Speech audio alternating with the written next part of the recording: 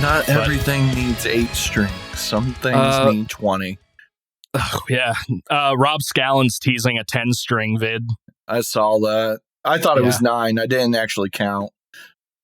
Yeah, it's a tenor. It's a tenor. Music term. Oh, I didn't. That was unintentional.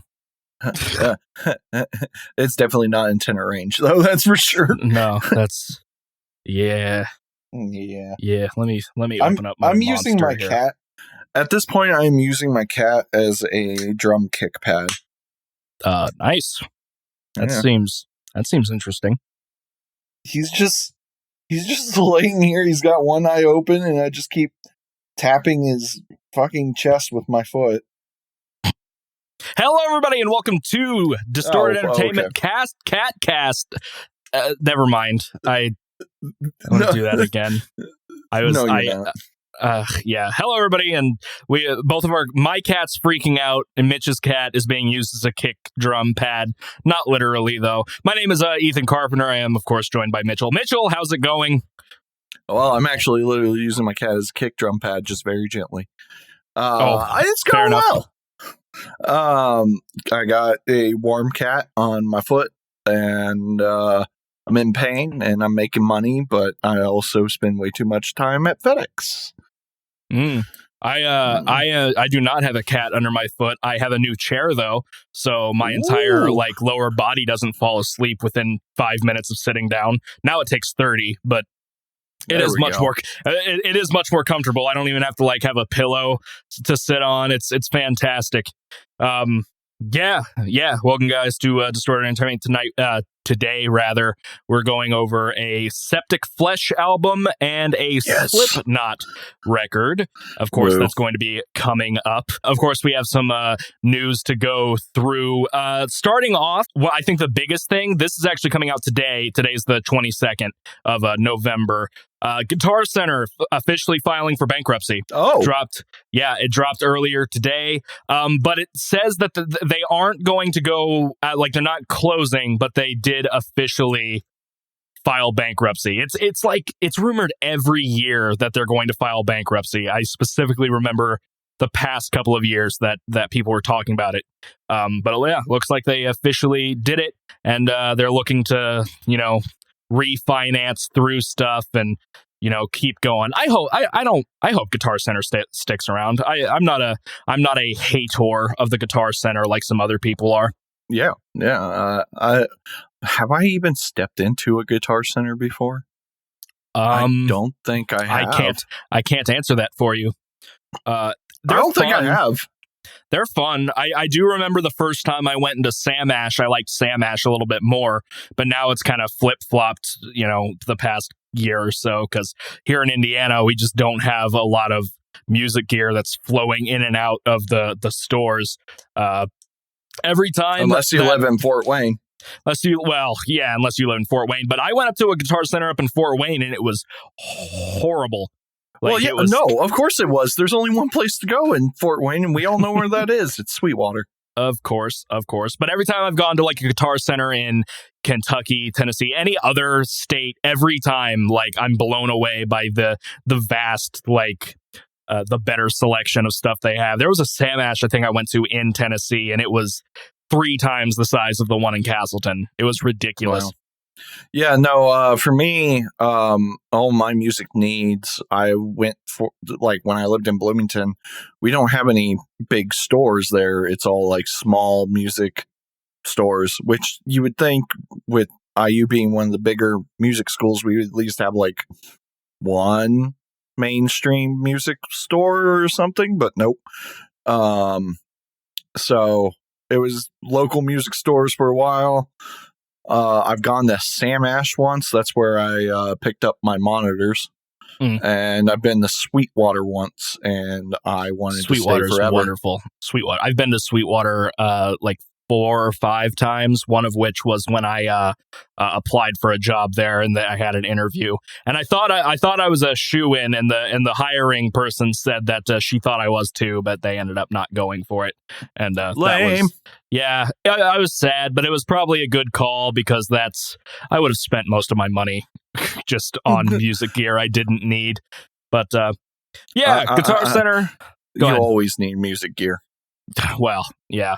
But yeah, so Guitar Center officially files for bankruptcy. I hope it never has to close down. I like guitar stores in general, and what the myth is, competition breeds creativity or something like that. I love that metal album. Even though what? I love that metal album. Competition breeds. That sounds like a thrash album. It does. It sounds like it'd be right in there with like Countdown to Extinction or something like that. It would definitely be a Megadeth record. I think if we're looking at like the big 4. But yeah, on to probably the best news to come out of Loudwire, and it's not. I didn't even check to see if there's any Corey Taylor news, and I don't think there is, so I'm not going to go back through. Trapped's Facebook account got deleted. Yes, I saw that. Yes, I won't go into much detail, but that was hilarious to me. It was a good day. It was a good day. You think they're going to take Facebook on? They I mean, they did say they would take on anyone. Yeah. Trapped got deleted off of Facebook due to hate speech, and I'm completely okay with it. Something a little more heartwarming. Well, not that isn't heartwarming. A hardcore guitarist, formerly of a band called Outbreak, saved a baby from an abduction attempt. Metal. I just thought it. Yeah.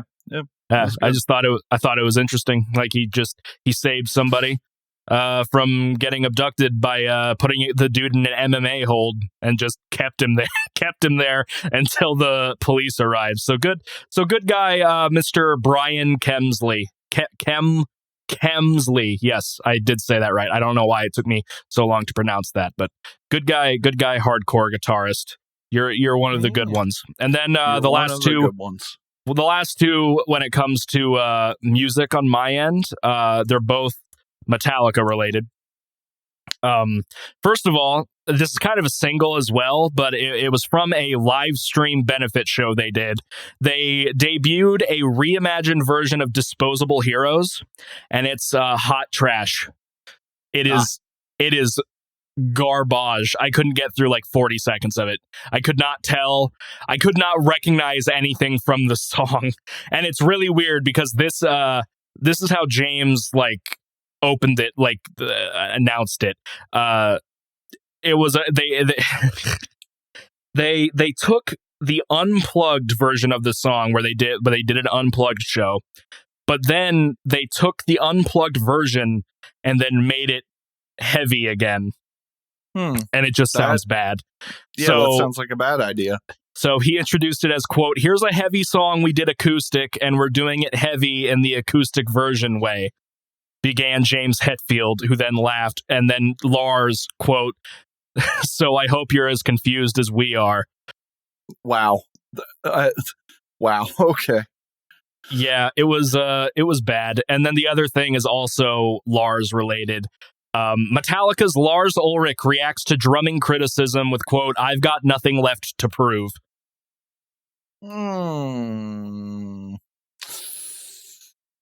Okay.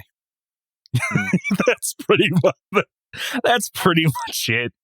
Ulrich adds, I quote, "I'm literally immune to it. We did a bunch of interviews, and sometimes if I'm being interviewed by a journalist who's also a fan, they'll say, when people say Lars is a shitty drummer, I defend you, which is cool, but I gotta tell you, 20 years, 30 years later, it just doesn't register anymore." Like, all right. I mean, yeah, okay. I don't think he's like a shitty drummer by any means. Granted, I'm not like the biggest Metallica fan. Not that I hate him or anything. I just don't really, listen to him all that much.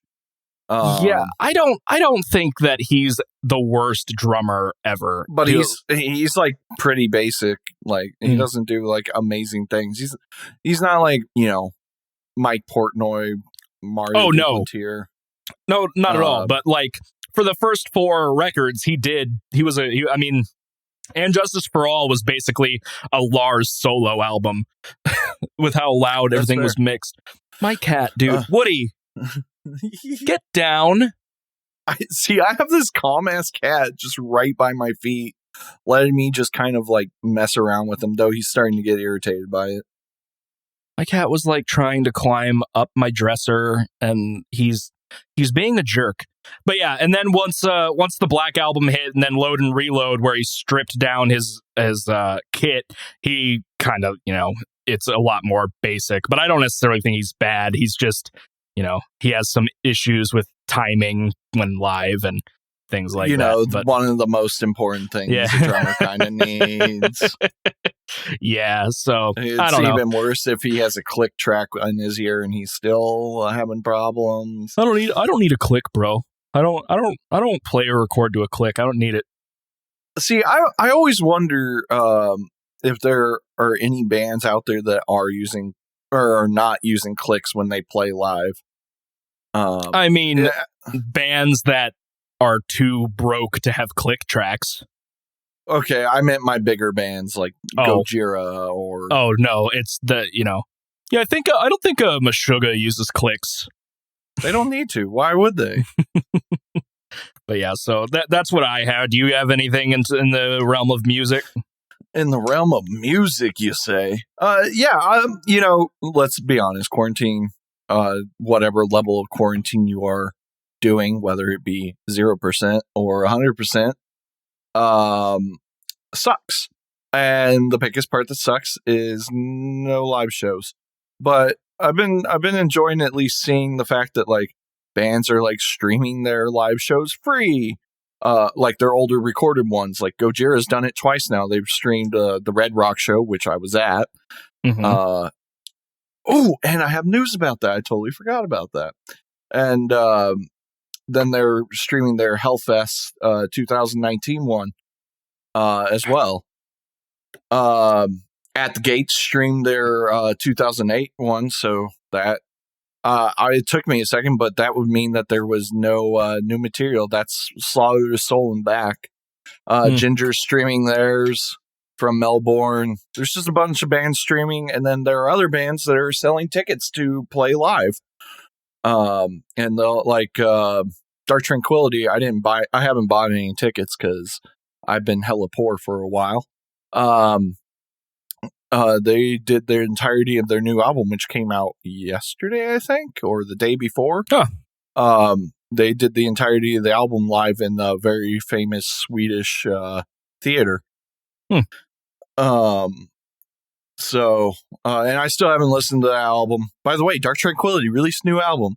I'm excited to hear it when it comes in the mail. Yeah, I have not checked any of it out, but I haven't even checked out like any of the new Aesop stuff other than the singles.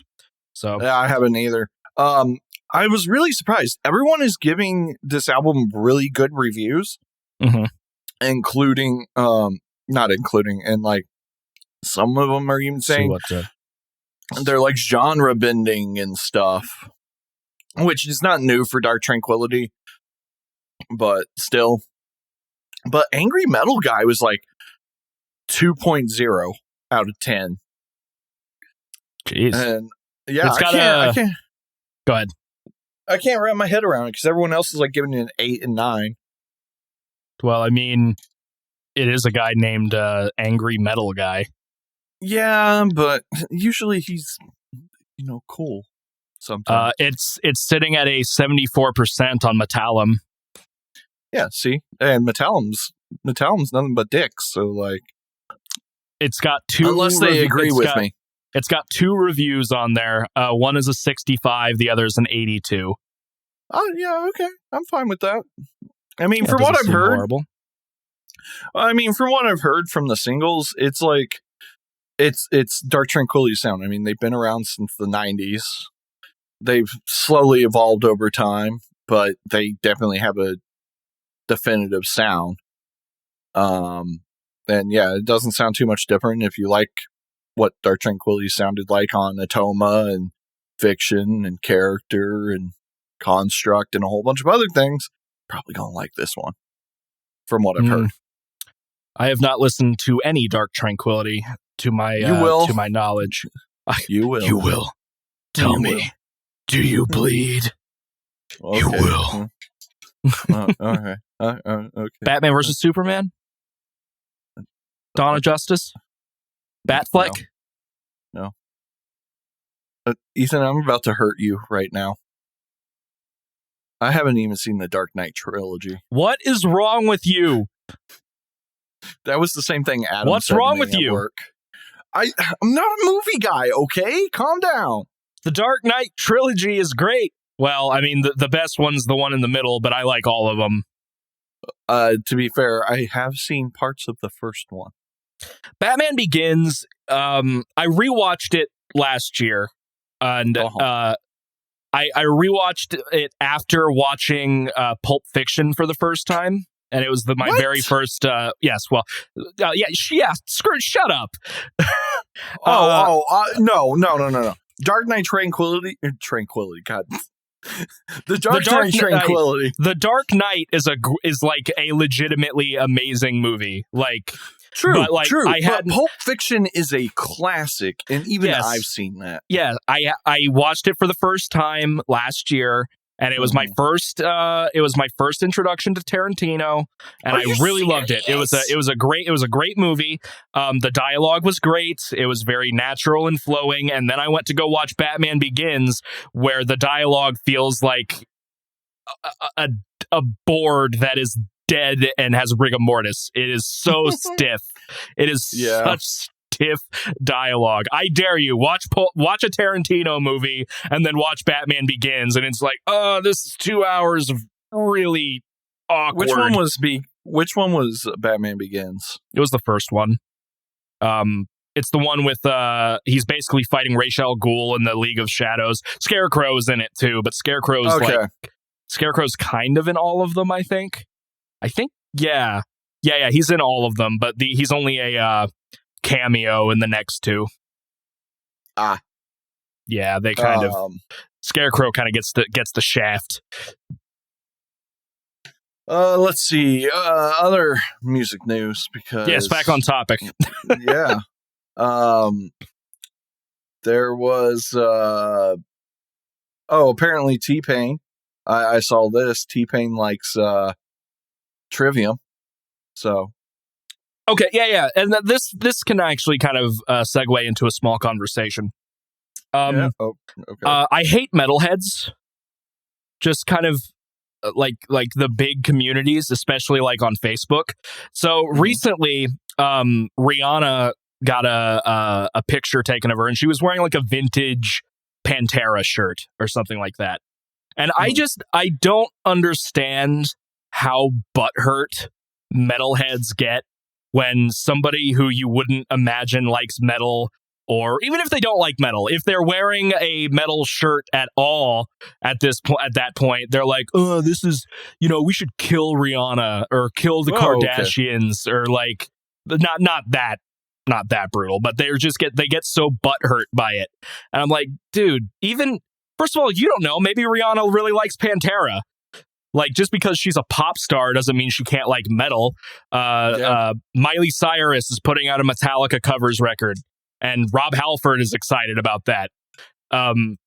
That was another article. I just didn't deem it that important to bring up as a news segment until we had a conversation leading to this.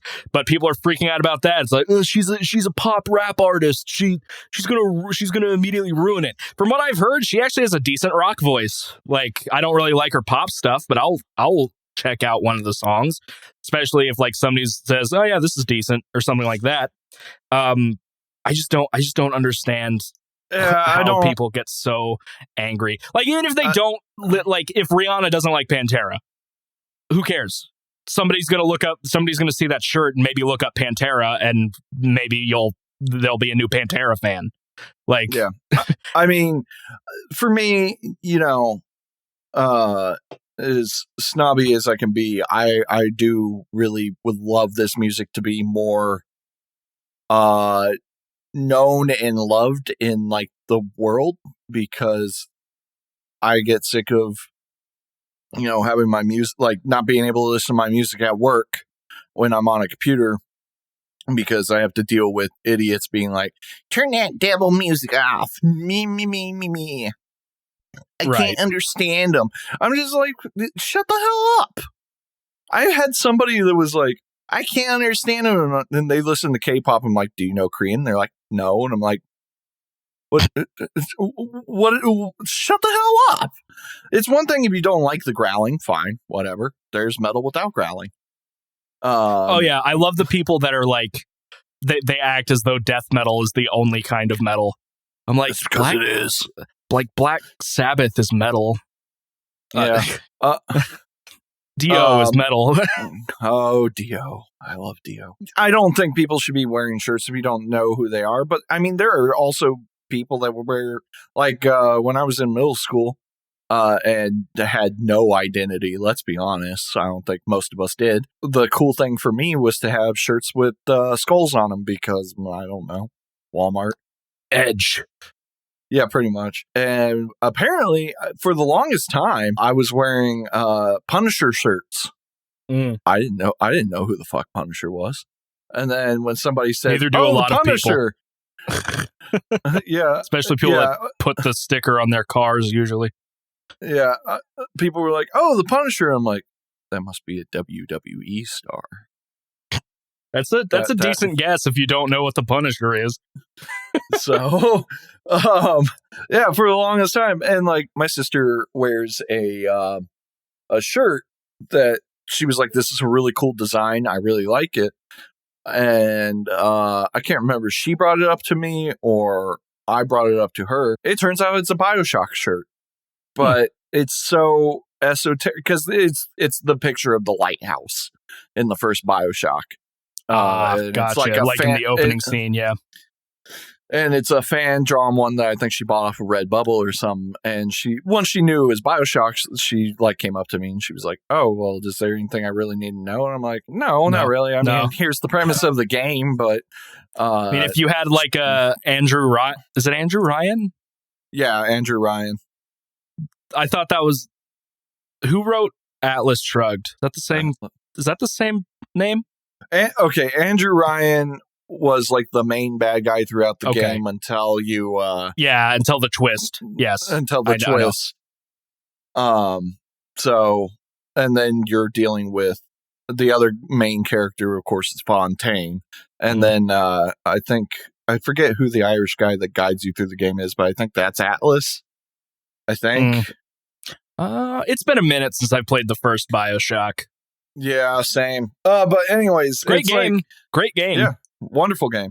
Unless you're like, people wear things because they think it's cool. Like, if you go up to somebody and they don't know what they're wearing, don't be a dick about it. Like, be cool. Yeah. Maybe you could show them music and they like it, or you can show them the video game or movie that it's referencing. Yeah, I mean, the first band shirt I ever had was a Metallica My Apocalypse shirt. I didn't know I didn't know My Apocalypse at that time. I was like, I don't know what that is. What? I don't even know what that is. It's the final track off of Death Magnetic. It's a good song. It's a good song. But I didn't know. I thought My Apocalypse was an album. I'm like, I don't know what this is. I just started listening to like For Whom the Bell Tolls and Sad But True a lot, and I saw this at a store and I wanted it. Yeah. Of course, now I'm like, Saint Anger's misunderstood. Yeah. We don't talk about that portion of you. But yeah, make this genre somewhat, accessible, accepting, popular. Don't be hipsters about it. I'm not. I listen to hipstery ass stuff. Let's be honest here. Fibonacci all the way, man. Yeah, Tool is super hipster. Well, maybe I was referencing Haken from the last episode. Well, yeah, but that's not a full Fibonacci sequence. Then you got a Lateralus. Okay, to be fair, a full Fibonacci sequence isn't that infinite? So, like, does that mean that album needs to keep going? You know what I mean. I'm just saying. Look, we're not going to get like philosophical. What's really true? about this. The song Lateralis. Let me use my degree. Fibonacci. No, you're not allowed to use your degree on this podcast. Not at this time. Damn it. Jesus. Yeah, so that was just a sidebar. Yeah. I got really frustrated at the metal community. Yeah, It's been happening. I mean, it's been happening a lot lately. again, like, I get it. Like, you don't want people to just be wearing things as like a fashion statement when these bands work hard. Fine, but don't be a little pansy about it. Be cool. Be like, this is this band. This is my favorite album by them. Blah blah blah. Yada yada. But also here's kind of the thing. Let's say somebody who has no idea who Gojira is comes across like a shirt design that they like, and we assume that they pay for the shirt on a place that supports Gojira directly or something like that. Gojira is still getting their money. They're still getting the support. No, fuck that person. Kill them. They don't know who Gojira is. Mitch. Kill them. Mitch. Now, actually, if it's secondhand, like, still, who cares? But, like, yeah. I found this shirt with a whale on it at Goodwill. Yeah, okay. I mean, the whale shirt is cool. Oh, actually, funny enough, and somebody could easily buy at one of the tours I went to, the very first Gojira tour I went on, which was for L'Enfant Sauvage. They were headlining it, and Devin Townsend and the Atlas Moth was touring with them. One of the Gojira shirts I bought and definitely can't wear anymore, and I could barely wear it when I bought it because Mitch has never been small, and they only had it in a large. And, I feel that. Yeah. But when I was younger, I could at least wear it, and then it was just kind of tight and uncomfortable, but it still looked cool. It was literally, it said Gojira at the top, and it was Godzilla destroying a town. Like, if somebody's wearing that, dude. I would they assume, just like kaijus. Yeah, I would just assume that they're a fan of Godzilla. Like, even now, I'm like, well, it's kind of weird that it's just using the Englishized version of Gojira, but whatever. Well, I you guess. do know that they were originally named Yes, Godzilla. I know. Okay. But if somebody's like referring to Godzilla as Gojira, usually it's with the Japanese lettering associated with it as well. But yeah, at that point, I'd just be like, well, that's a weird Godzilla shirt, but I'm for it. So. Yeah, do you have it's just a weird thing. I guess another thing that was bugging me was like people are in the metal community. People are like just now starting to freak out about WAP or whatever. Really? Yeah, at least from what I'm saying. Like Geezer Butler was interviewed by Loudwire or something like that. It's like, yeah, I don't like it, but I'm also 60 or 70 or something like that, which I just thought was a very funny headline. Yeah. and people are like, this song is so obscene when they have like a Cannibal Corpse shirt on. I mean, don't get me wrong. I don't like the song, and I think it is kind of a gross song, and I really I hate her in general. As a human being and person and musician. That being said, it's not the most obscene thing I've ever heard. No. We can always go to a Cal Decap song. I mean, even worse than that, you can go into Porno Grind. Like, we don't talk about that area. But like, look, I have not like heard the whole song. I watched Todd in the Shadows review of it. Funny video. I recommend it. I think the song's hilarious. From what I've heard, like this, it's just so stupid and over the top. I would never listen to it willingly, but like from what I've heard on that video, I'm like, this song is just funny. I don't understand why people are so mad about it. It's because it got popular. Like if it didn't chart, nobody would care. The biggest thing is like it hit number 1 or something. So we don't need to get in the WAP because I absolutely hate it, but that's beside the point. Have you heard the censored versions? Yes. It's even funnier. Yeah. I mean, it's like Snakes on a Plane. It's so bad it's good. I love it. Other Anyway, news. Do you have any other news? I have a couple things for gaming as well. Samus, the drummer, needs people's parts. He's sampling those because it's Samus, and he does things like that. So, if that's something you guys are interested in, send your fart to Samus. I'm not joking about this. Oh, this. you did say fart. I thought you said parts, and I was going to joke. It's like it sounded like you said fart. I did. No. You literally did say fart. All right. Yeah, of course. It's Samus. He's sampling two people I can expect that from. Samus and Ola. Those I could expect either of them to do something like that. I'm trying to remember. I'm pretty sure he was doing an entire song for it because somebody told him that he couldn't, and he's Samus, so he's like, please do. Yeah, It reminds me of the meme, and this is before I really knew Devin Townsend, but it was like, Devin Townsend, I'm going to spend $1 million on an album that's about dicks or something like that. Like, that's funny. I don't know what record it was for, though. Actually, I think that would be this current record. Oh. Empath? Yeah, I'm pretty sure that's what that one was for. Isn't it empath? Look, man, do you really want to get into the etymology of this word? I think it's pronounced empath. Like this person is an empath. Empath sounds like a disease. You've been diagnosed with empath. All right. Empath. Pronounce. You. All right. I'm going. I don't like how this looks already. I don't agree with how they pronounce it on that one, so I'm going to look at a different one. Oh, was it empath? That's how you pronounce that word. No, everyone's wrong. I'm right. No, I have a college degree. So do I. I have a philosophical degree. I win. All right. Do you have anything else on music? Yes. Why? Yes, I do. At the Gates announced that they're recording a new album, so Mitch is once again stoked for something and has something to continue living for. I was not a big fan when I listened to their last record. I just felt like it wasn't.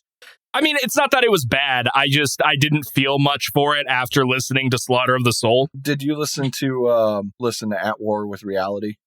Is that the one that was previous to the newest one? Yes. I don't know. Let me pull up Spotify and see if I recognize it. At the Gates. No, I think this is the one I listened to because I recognize El Alter del Dio Disenadido or whatever it is.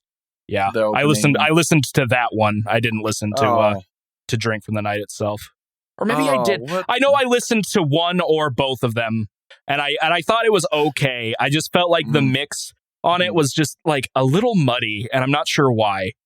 Sounds like I don't know. You need to re-listen to.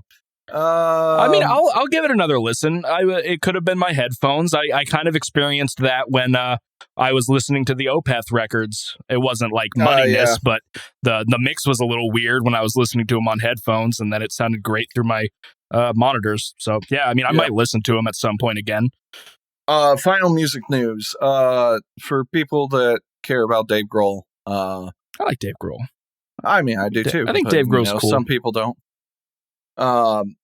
For people that don't know, a little girl challenged him to a drum off, and they keep going back and forth. He finally conceded. Really? That's cool for him, dude. That's cool. Not only that, she is going to be featured on a song. Oh, heck yeah. That they're recording. Heck yeah. So for Foo Fighters, I assume, right? I assume so. Let me see if I can actually find the article. I'm pulling this one up from memory. Yeah, I don't know if he's in any other active projects at the moment. Except for Nirvana. I think they're still kicking. Yeah.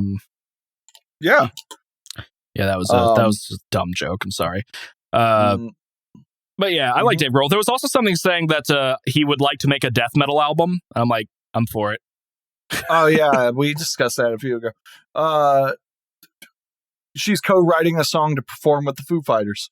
That's really cool. Really cool for the Foo Fighters. I think Dave Grohl's really awesome. I don't understand how people cannot like Dave Grohl. Yeah, I mean, he's always been super cool from everything I've seen of him. He was on Sesame Street. He's all about just people learning music and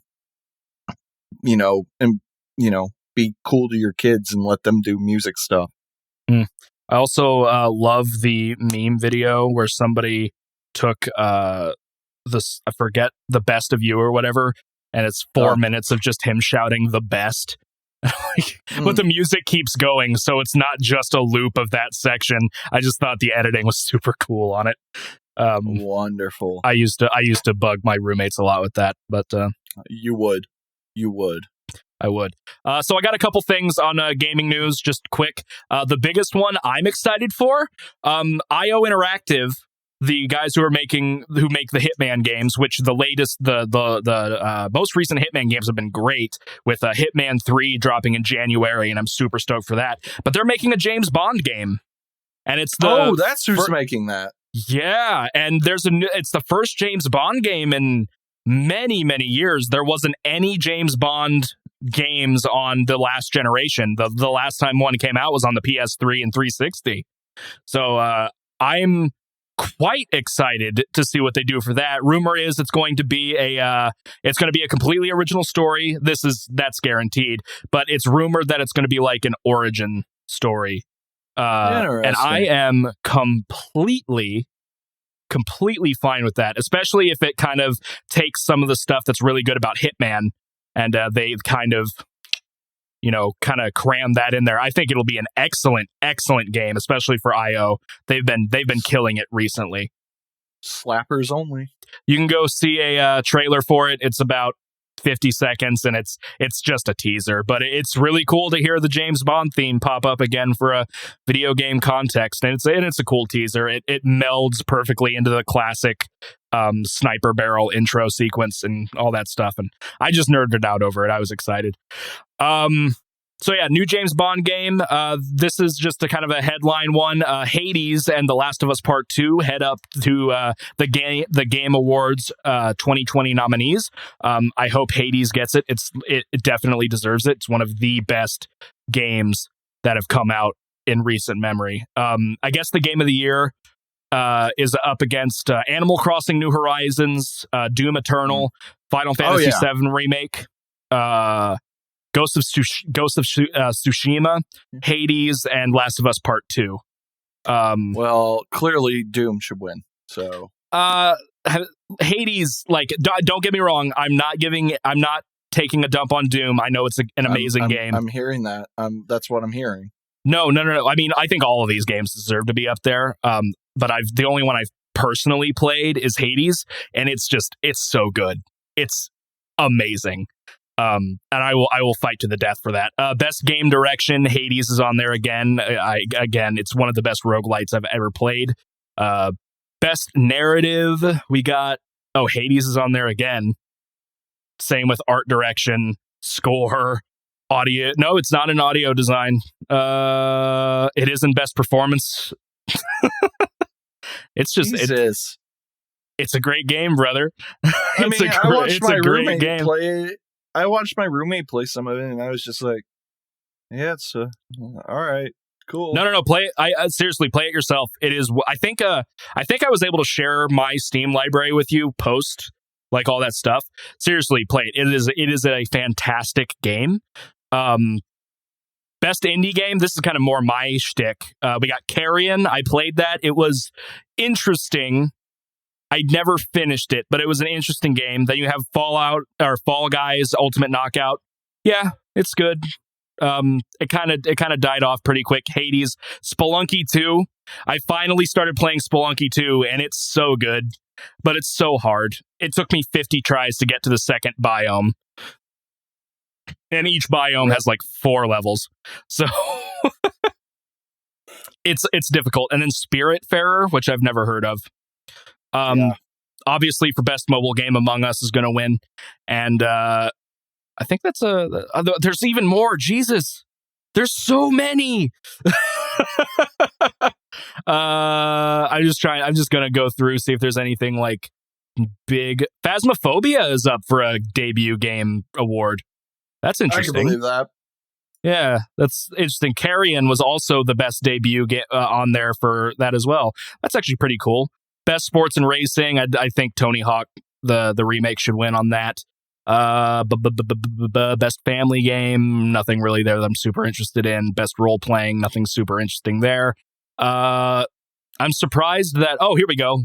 Best Action Adventure got Assassin's Creed Valhalla, of course, Ghost of Tsushima, Marvel's Spider-Man Miles Morales. I'm surprised that's on there because it's not a full game. It's more of just a big DLC. Ori and the Will of the Wisps. I've heard that's really good. I haven't played it. Jedi Fallen Order, and then Last of Us Part 2. Yeah, I still need to play Fallen Order. I'm almost done with Coder. So I can actually move on to a new game at some point. But anyway, that what was originally just going to be a headline article went into a lot more detail. And then but I'm excited. I think Hades definitely deserves the spotlight it's getting. I think it's just fantastic. I still haven't played Last of Us Part 2. I still haven't played Last of Us Part 1. 1 was really good. I haven't touched 2. I've heard 1 was really good, and I know 2 had some controversy behind it because, of course, it did. Last but not least, when news articles, your Sims can play Cyberpunk 2077 right now, even if you can't. This mod adds a sweet gaming PC to Sims 4, loaded up with games like Sekiro, Monster Hunter World, and GTA 5. So obviously that's not that important. I just thought it was funny. Actual article off of PC Gamer. So, I'm still looking forward to Cyberpunk. I can't decide if I'm not going to make a decision until reviews start coming out. But I did watch like a 30-minute IGN video where they said they played the first 16 hours or so, and it took them 6 hours to get to the title screen, or the title card. I'm like, Jesus, that is a long time just for a title card to drop in a game. Well, so this is one thing that I found interesting. There's like 3 ways to start like your origin story. Yeah, they're all completely different. Yeah, well, it's like 2 of them take place in the city. And then one of them takes place in like a village. Oh, I thought it was like the town. Badlands, the desert or something. Yeah, it's kind of like that. It's just like a small little town, like like you would see in Red Dead Redemption or something. Except Cyberpunk. I will keep that in mind. That's another one, but continue. And so, but you have to drive to the city from that. I've heard the driving is very GTA-ish. Like they were saying that the driving is really, really fun. I don't know. I'm looking forward to it. I think it looks cool. There was some controversy because some in-game graphics were not up to people's standards because they're comparing them to a pre-rendered trailer where they first showed Keanu Reeves, and of course it's not going to look that good. I mean, calm down, people. I hate graphics don't make them snobs. delay it more. I hate graphics snobs, dude. Like, here's a great example: the Faith games. They're Atari level graphics, but they're terrifying. Graphics don't mean it's a good. Like, the best graphics don't mean a game is good. It helps, but it doesn't make a good game. Gameplay does. Gameplay and story, depending. Yeah. I don't get me wrong. I love me good graphics. It definitely adds. I mean, you could look at like despite how some people think, the original Modern Warfare was good, and everyone loved it, even story-wise. The graphics were great during that time, and it made it feel way more realistic. Do I think if it looked like Big Red 1 did, it would still have an impact? Yeah, because the story was really, really good. But the graphics do help with that. Yeah, it can really help. I just don't think it can detract unless if it's broken. You know? Yeah. If a game ships and it just doesn't work, like, I don't think it's going to be that big of a deal. However, I do think there are games that just, by the way they look nowadays, can be kind of unplayable. Really? Do you have an example? The original Deus Ex, but I think there's some other things. Okay.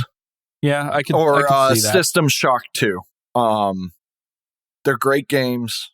But I guess I can agree with you. I think part of that also relies on the fact that they don't control like modern games too. So I think it's like an accumulation of things. Like we had this discussion last time. It's like, I liked Half-Life. I did. Granted, I didn't understand it because when I played it, I was like, I think like in high school, and I was just like, this is a popular game. I'll play it. Shooty. Yeah. Or I could have even been younger. I don't know. I bought it legally. Don't worry about it. No, you can't just play a game without understanding. Haha, gun go burr. But like, if I tried to play it now, no. Like, I tried to play Time Shift, and the controls just feel bad. Yeah, and I mean, we kind of talked about that when we brought up Witcher 1. Like, old PC games are just kind of rough, dude. And like, even Witcher 1 was so hard to play.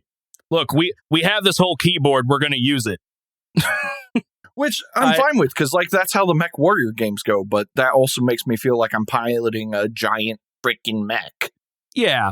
And I mean, even so, example, I played the new Battlefront 2 for the first time in a while. No, it's actually really fun. Like, it wasn't that good when it dropped, but it's actually legitimately pretty good now. They've changed a lot of the mechanics and stuff like that. I bought it on sale, and then my old roommate Jake bought it, and he was like, hey, I reinstalled this, do you want to play it? Like, I mean, sure. And I had fun, but I tried doing mouse and keyboard because I rarely do. I'm more of a controller guy. I always have been, because I've been a console gamer all my life. And first off, the game was freaking out and wasn't really registering my mouse very well, so that's part of the reason why I didn't stick with it. But I just felt more comfortable with a controller, even on a new game. Gross. I don't know. It's just how I am. I don't know why I don't like mouse and keyboard. Maybe it's because my keyboard is a little bit small and my hand starts getting cramped, because like I have to make my hand like a claw to press all the buttons correctly. But I don't know. Now, to be fair, some people like claw mousing, but I'm not one of them. Bro, you just got to get like me, and I got that Razer Huntsman optical mechanical keyboard. I don't play multiplayer at all, really, to like warrant it. I always play like single player games, so like I'm using a keyboard encoder because I have to. But like if I play Jedi Fallen Order, I'm gonna use a controller. But bruh, my keyboard uses fucking lasers. That's cool. I don't need it. My mouse also does. It's also an optomechanical mouse. Interesting. I enjoy them, but I also grew up on mouse and keyboard. I mean, I was playing Doom 2 with my dad when I was like 3. See, I didn't. I did when it came to computer games, it was either flash games or like point and clicks. I never really had any 3D adventure games or anything like that. I remember trying to play Coder back when I was a lot younger, and my PC just couldn't handle it. Okay, I got to bring some up, because we've brought Coder up every like episode for. It's because I'm streaming it at the moment. No, and I just got to bring it up because I think it's funny. Every time you say Coder, my head immediately switches it to Cooter, and I almost giggle every time. See, I thought you were going to be like Coder, coding, yeah. No. Jesus, you're a child. But I'm just messing with you. Yeah, I'm almost done. Alone. Dude, somebody spoiled the twist in Coder for me when I was streaming. What? This is why you never look at the chat. Well, I'm a small channel. Like, I have to interact with my viewers. But no, I was playing the game. I was on moderate. I have moderators. It would be doing a terrible job. It's whatever. It was one guy in chat, and I literally didn't care. I was on Kashyyyk. I was doing a mission, and this dude's like, "Oh, so you've never played this game before?" Like, because I had first playthrough or blind playthrough or something like that on my tags. And here's the thing: I'm sure I have heard the twist. I'm not going to spoil it for anybody interested, but I'm sure I've heard the twist before. So he's like, "Oh, well, you're this, that, and the other." I'm like, "Okay, cool. I'm streaming this game because I'm having fun. I don't care." Basically, I brushed him off thinking, And the thing was, he followed me. He like hit the follow button before talking, and I think he got mad because I didn't get mad. Because, like I said, I was just like, yeah, sure, dude. I'm sure that's the case. He's like, no, really, it is. Like, okay, cool. I'm doing I'm just gonna keep playing. I'm not gonna stop playing the game. He's like, and then after I didn't do that, he said, well, I'm gonna go watch an entertaining stream now. Bye. I'm like, all right, dude. Later. Thanks for the follow. I don't care. And I did finally get to that thing, but it's not like he spoiled the entire ending of the game. He spoiled like a twist that happens at the three quarter of the waypoint. 70. There's a human way to say this sentence at like the 75% point. That's a little bit better. I don't know. Dude was just annoying, but I'm almost done with that. And I think, so this is what I was going to bring up earlier. I was trying to decide what I was going to play after this, because I'm just kind of focusing on doing full plays of games, because eventually I'm going to do my Good Night and Good Luck series again. And I just have a few games footage on backup now. But I was going to think about playing Red Dead Redemption 1 on for the next one, because I've played 2 and it was a prequel, and I've never played 1.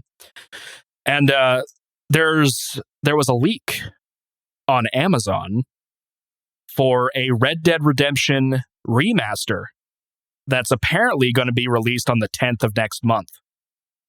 Hey everyone, future Ethan here. No, Red Dead 1 Remastered was debunked, at least for the time being. Really do hope it still happens, but the following conversation doesn't matter.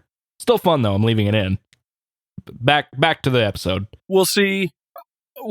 I don't hold faith in those anymore, because I've heard so many leaks about Metroid Prime Trilogy on Switch. And But it makes it kind of, I think it's believable, because they completely remade the entire first game's map essentially on Red Dead Redemption 2, because you can, aside from Mexico, but apparently they added Mexico or some place in Mexico for Red Dead Online. So somebody's like, maybe they did. So like, that's just what I read. They added like new something, whatever the town was called, and they're like, so why would they just recreate that just for online? I think they redid the first game, and I'm super excited. So if I finish Knights of the Old Republic, because I don't want to say coder or whatever, because of your stupid brain, but if I finish Knights of the Old Republic before I might hold off on Red Dead just to see if that gets confirmed or something happens. Because how I'm planning on playing it now is through PlayStation Now, and it's streaming the game. I have decent enough internet, but it has just a hair of input lag, and it feels weird. And also, if they're remastering the game, I'd rather play the game that. I mean, we were talking about graphics earlier. I'd rather play the version of the game that doesn't look like it's 10 years old. But I don't know. I'm excited because I loved Red Dead 2. I thought Red Dead 2 was just a great game. And I really want to play through it again, but I have so many things I'm doing right now. I can't justify replaying through a game that took me like 40 hours to beat or something like that. But yeah, I just remembered when you brought up Red Dead 1 during the last conversation we had. I'm kind of excited if that's going to be true.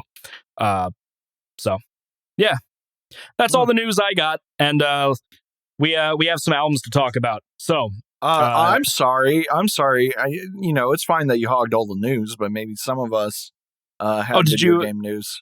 Oh, you have video. Well, sorry. I apologize about that. What do you have? Well, you didn't say you had any gaming news. You said you had music news. You would have told me that before. We discussed it before we started the podcast. Did we? Yes. My brain's bad, Mitch. I'm sorry. Forgive me, Father. Titanfall. Oh, yeah. We did. Okay. Yeah. Sorry. Titanfall, the original one, released on Steam, which is weird. Yeah, it was just kind of out of nowhere, wasn't it? Well, it's kind of out of nowhere, but here's the other thing. The original Titanfall is only multiplayer. So... Oh, yeah. I remember that. Yeah, because like that was one of the... one of the negatives about it. That was one of the many negatives. There were a lot of positives. Titanfall 2 was definitely a huge improvement. I have not played it. I've heard it's good. I wish I could let you play it, but it's not on Steam. Well, it's on Steam now, but I own the original Origin. Gotcha. Version. But I think Titanfall 2 on Steam is actually relatively cheap because it's been out since like 2017. I'll open up Steam and take a look. Speaking of, yeah, go ahead. Sorry. Yeah, that was just interesting. I really enjoy anything Respawn touches, to be fair. But Titanfall 1 and especially 2. Oh yeah, 2's only just so fun. $9.89.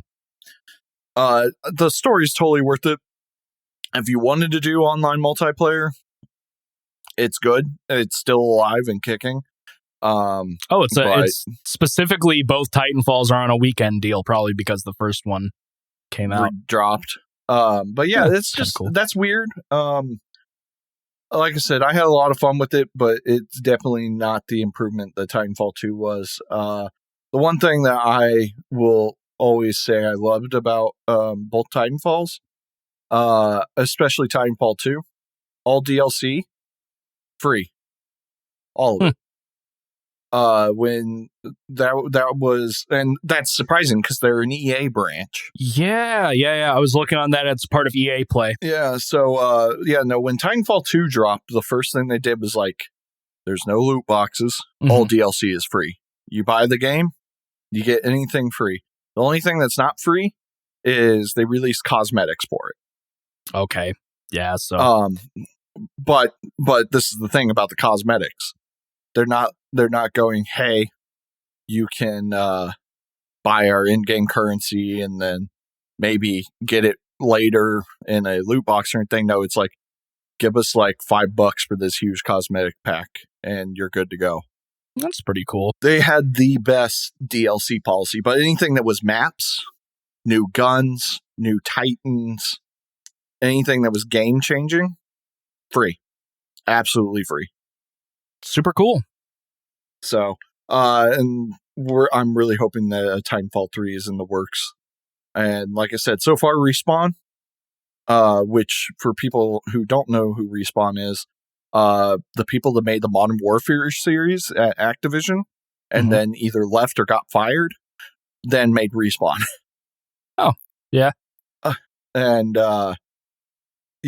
really hoping because they're all really cool and every single game they've made, which is not a lot, has been good. Titanfall 1, Titanfall 2, Jedi Fallen Order. That's all they made. They made Fallen Order. Yes. Oh, and Apex Legends. Okay. So that's an interesting lineup.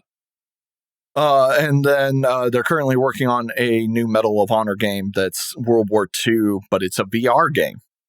I forgot about Medal of Honor. I haven't heard that name in a long time. That's because EA killed it. Yeah. Everything EA likes to touch, except recently. You know what other... Sorry, go ahead, but I think I have something to add on to that. Well, just except recently. I would love it. Granted, Visceral Studios is gone, but I'd love another Dead Space. I want so something really cool the other day. My Jake and I stream. We managed. Do you ever play the Mercenaries games? No. Okay, so Mercenaries 2 was really, really cool. At least at the time, I played it recently, and it's a bit clunky, but I still have nostalgic memories for it. Well, EA killed the servers a long time ago, like 2009, and I found an old forum post that's like, here's how to set up a manual server and trick the game into letting you play multiplayer again, and we got it to work. We got it to work on 9-year-old software and stuff like that, and it's super exciting. We're gonna stream that, but I would love a Mercenaries 3. I think Mercenaries 3 would be super fun, except Pandemic doesn't exist anymore because EA killed them. The last game they made was the Saboteur. I don't know if you recall that game, but I remember it. I recall some of it, but I never played it. I know what it is. I remember if you hit a cow with a car, it like exploded. That's all I remember, because that was like a clip I saw on YouTube 10 years ago. No, the absolutely one thing I want to come back, and I don't know if it'll ever happen, Battlefield 2142. I've never heard of that. A lot of people haven't, and it is a shame, because it was a fantastic Was it a futuristic game. Battlefield, I assume? Yeah, it's almost like they put the year there instead of 1942. I'm just making sure. Shut your mouth. I'm just asking for clarification. Yes, it was a future game. So there was the popular Battlefield 1942. And then there was Battlefield 1943, which was the sequel. Well, then they made Battlefield 2142. And, it was a pretty standard Battlefield game. Vehicles and guns and Conquest was the, popular thing where you just had to capture points. But they made it cool in a few ways. One, each team had a main base. The main base was a flying ship that one person on the team who was made the leader could make fly around the entire map. Interesting. And you would deploy from that, and then the objective was to capture these missile silos. And each missile silo, when you captured it, would start firing at the enemy Titan, which is what the ships are. And once the shields went down, you can then board the enemy Titan, and you would either wait for the missile silos to destroy it, which took forever, or you would board it and you would destroy a whole bunch of the components on the ship. And once that's done, then you got to get off the ship and parachute to safety. But there were so many cool things, like there was an APC and a flying aircraft that were troop transports. And in the APC, you would get into it, and if you were anyone in it, there was an ejection mode, and the ejection mode was a drop pod that would shoot up in the air, and you could just land on the Titan from that. It was, oh my god, it was so I'm good. looking at screenshots. It actually looks surprisingly good for a 2006 game too. Oh, it was so good, and there was mechs in it, and the weapons were really interesting.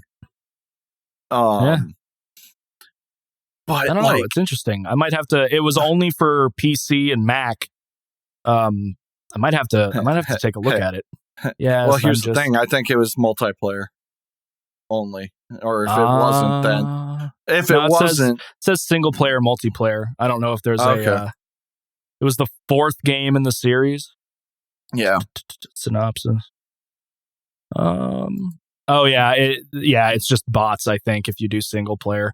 It doesn't say anything about a story. But yeah, it was just so cool to shoot out from this APC and land on the enemy Titan, and then just go in guns blazing. Oh my god, it was so cool. And EA, being dumb, didn't make a 2143. And EA, fucking do it. And let Respawn touch it. Let Respawn touch it, because they'll do it good. Well, why wouldn't they just give it to DICE? Because DICE is dumb and hasn't. Well, they haven't made a good one in a long time. Yeah, I heard people really liked Battlefield 1, and then Battlefield 5. I heard it was just kind of meh. Okay, but let's be honest about Battlefield 1. Battlefield 1 was not a good World War I game. Oh, I don't know. I didn't play it. Well, okay. So I don't really do the war shooters all that often. I watched my buddy play Battlefield 1 and I thought it looked cool, but it's never been my shtick. The reason I say it's a bad World War I game is because World War I was not about running across the battlefield and jumping out of planes and shit. Right. You sat in the trench and were miserable. Yeah, trench warfare, yeah. I don't know. It's almost to me, it almost feels like a steampunk diesel punk game, but without the cool mechs. Mm. So, anyways, I believe we should probably just move on. But real quick, speaking of games having third sequels, I just really want a Darkness 3. That's all I wanted to say. I would also love them if they remastered Darkness 1, because you can't get Darkness 1 anywhere. It's PS3 and 360 only. Just port. I'd love a remaster, but if you would remaster the first 2 games, put them up on Steam, just please. I love the Darkness. They are 2 of my favorite games ever. Story-wise, probably my favorite story in a game, like one of the only games I've cried at, legitimately. You need to play the Mass Effect trilogy, then. I've heard Mass Effect is great. I will play it eventually. The only other game I remember crying at was maybe Life is Strange. Both of them. Life is Strange then Before the Storm. I haven't played 2 yet. But Dude, I cried so many. I cried so much in Mass Effect. Yeah. Look, real men can cry at video games. There's nothing wrong. There's not dudes. Show some emotion. Anyway, we have albums to talk about. I believe I'm going first this episode, and Mitchell gave me so he hopped off the prog train. We took a break. We stopped in Greece, and we went into a little cafe. It was an atmospheric symphonic death metal cafe in Greece by the name of Septicflesh. That was an interesting metaphor I decided to go on. Anyway, he gave me an album by Septicflesh called Codex Omega. It's their 2017 record. It has 10 tracks. On Spotify, it had the bonus tracks, but I didn't realize there are 2 extra songs on there. And then I believe one is called Something of the Martyr. Give me a second. Disc 2 is Martyr of Truth, Dark Testament, and then an orchestral version of Portrait of the Headless Man. Okay, hold on. Mitchell needs to look at this. Martyr of Truth. These are all the orchestral. Okay. Yeah, okay. All of them are just orchestral. And I'm glad that they were bonuses, because then I don't have to include them in my review. So can I explain those very quick? Yeah, go right ahead. All they are they're basically putting 2 to 3 songs from Codex Omega onto a single track, and it's just the orchestral one. They did that on their last album. So Martyr of Truth is the songs Martyr and Enemy of Truth. Dark Testament is Dark Art, and Third Testament. Third Testament. And Portrait of a Headless Man is just Portraits of a Headless Man. That's actually interesting. I didn't even realize that. All I know is when I was listening through, I was like, yeah, Martyr of Truth's really good. I just didn't even notice that it was a repeat, which is interesting. And the reason I was like, oh, these are bonus tracks, I don't have to talk about them. Not that I didn't like them. I actually really did. I listened to Martyr of Truth a few times, and it blew by. It didn't even feel like an 11-minute song. I thought they were cool, but it is only orchestral. And when I'm listening to even a symphonic death metal album, I'm looking for other things and not just symphonic stuff. Those tracks are cool though. But I am only going to be talking the 10 songs from the actual record itself. And Mitch, you gave me another album finally that I didn't have to take notes on. The last album I didn't take notes on, if you recall, I was not really a fan of. It was Letters from the Colony. So I hate to say, I'm messing with you. I actually really like this record. Yeah, I was about to say, don't you do that? No. The album was absolutely fantastic, and the reason I don't have notes is just because I don't really know what all I can say about it, which is something I'm kind of noticing every time I do it track by track. I tend to it gets a little bit repetitive. I need to maybe start just doing highlights, but the record's good. It's definitely just a lot It's a lot to take in. It's gigantic landscapes. I do hear what you mean when comparing Septicflesh and Flesh God Apocalypse, where they're kind of opposites from one another, where Flesh God, the symphonic elements are more of the background and kind of like flavor to the music. At least with this particular album, I don't know if it's all of the Septicflesh records with symphonic elements. From what I have gathered, yeah, it's pretty much all of them are like this. The symphonic elements are more of the forefront. A lot more melody and a lot more writing is definitely placed on the symphonic elements. Not that they're slacking in the guitars or bass or anything like that, but your ear is more drawn to the symphonic elements of the record, and I think that is intentional. As people know, I am a vocalist. I really loved the harsh vocals on this record. He's amazing. He's very good. It gives me a little bit of an Okerfeldt vibe, where not in terms of like tonally, but he's very enunciated. You can understand a lot of what he says, not everything, but I didn't look at the lyrics at all for this record. I don't know if I missed anything on that front. Because I just really liked having this on in the background and just kind of like, this is the first time I've been able to just jam to an album while doing other stuff without like feeling obligated to actually sit down and pick it apart. I just thought this was a really, really easy listen. I think this album was fantastic. I loved every song on my first playthrough. Like usually when I'm on Spotify, I heart whatever I like, so that way I know which songs like were highlights or low points. Every single track I have hearted. It's fantastic. It also helps that within the first parts of Dante's Inferno, some of the symphonic elements remind me of Godzilla. So like, I'm like, all right, cool, hooked me in. That's one of the good things about the Godzilla movies. The soundtracks are always great. Yeah, the album is just really, really good. I just don't have anything too specific. It's really, really interesting that I don't know. I feel weird that I don't have like extensive notes on each track, but I just don't really have much to say other than this record was fantastic. I think I'm giving it like a 9.5, like almost a 10. It is great. It is a great album.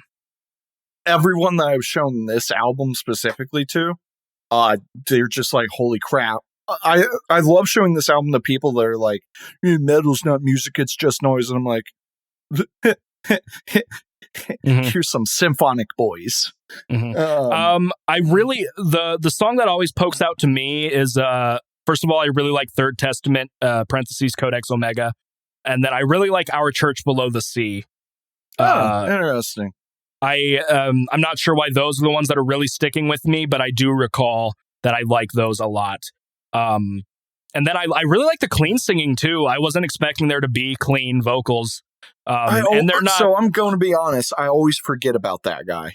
Yeah, it's also later in the album, and it's not like up on the forefront, but the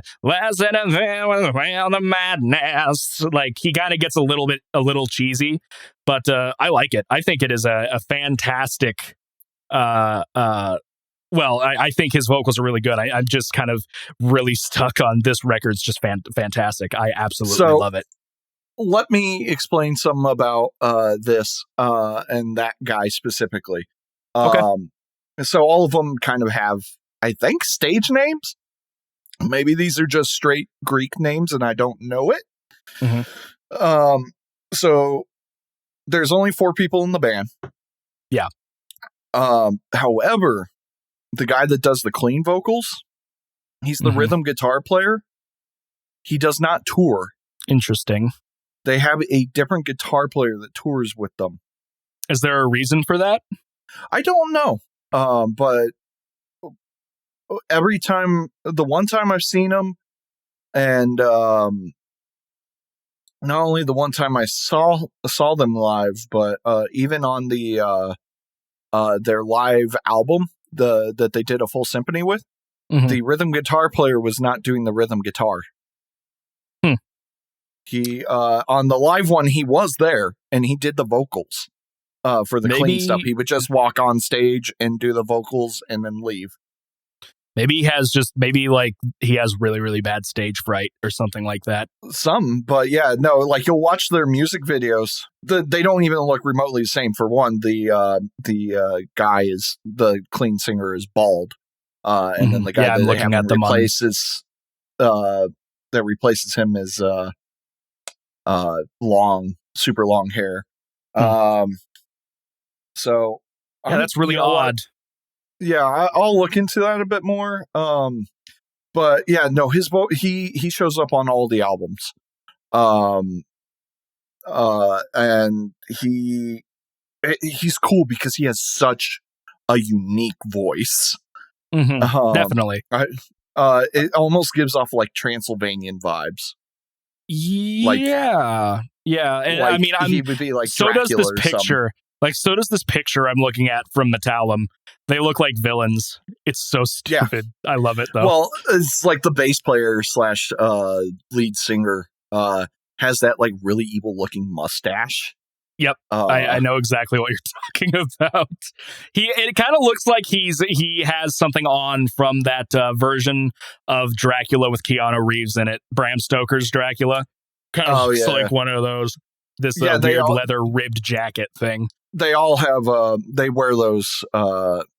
They've had them, I believe, ever since the album Titan, which was the one prior to Codex Omega. What was the so Communion was the first record that they did with no Sumerian Demons would be the first one they did with symphonic elements. Wait, Sumerian? I don't think Sumerian had it's from 2003. Symphonic. Yeah, no, they didn't. Oh, okay, so the Communion was the first one then. Yeah, so they had that huge gap and then they started doing that symphonic stuff. So it's Communion, The Great Mass, which everyone loves. Okay, Titan and Codex. Yeah. And then Codex. I was brought up on Titan. Okay. And I really love Titan. The music video for Prometheus, I think, is really stupid and has nothing to do with the actual song. It makes no sense to me. It's like the song is about the Titan Prometheus and his sacrifice to give fire to the humans, right? And like his imprisonment. The music video is like a family eating stuff at a dinner table and like being force fed bugs. Odd. Yeah, and so it's an odd choice. Is Codex a concept album?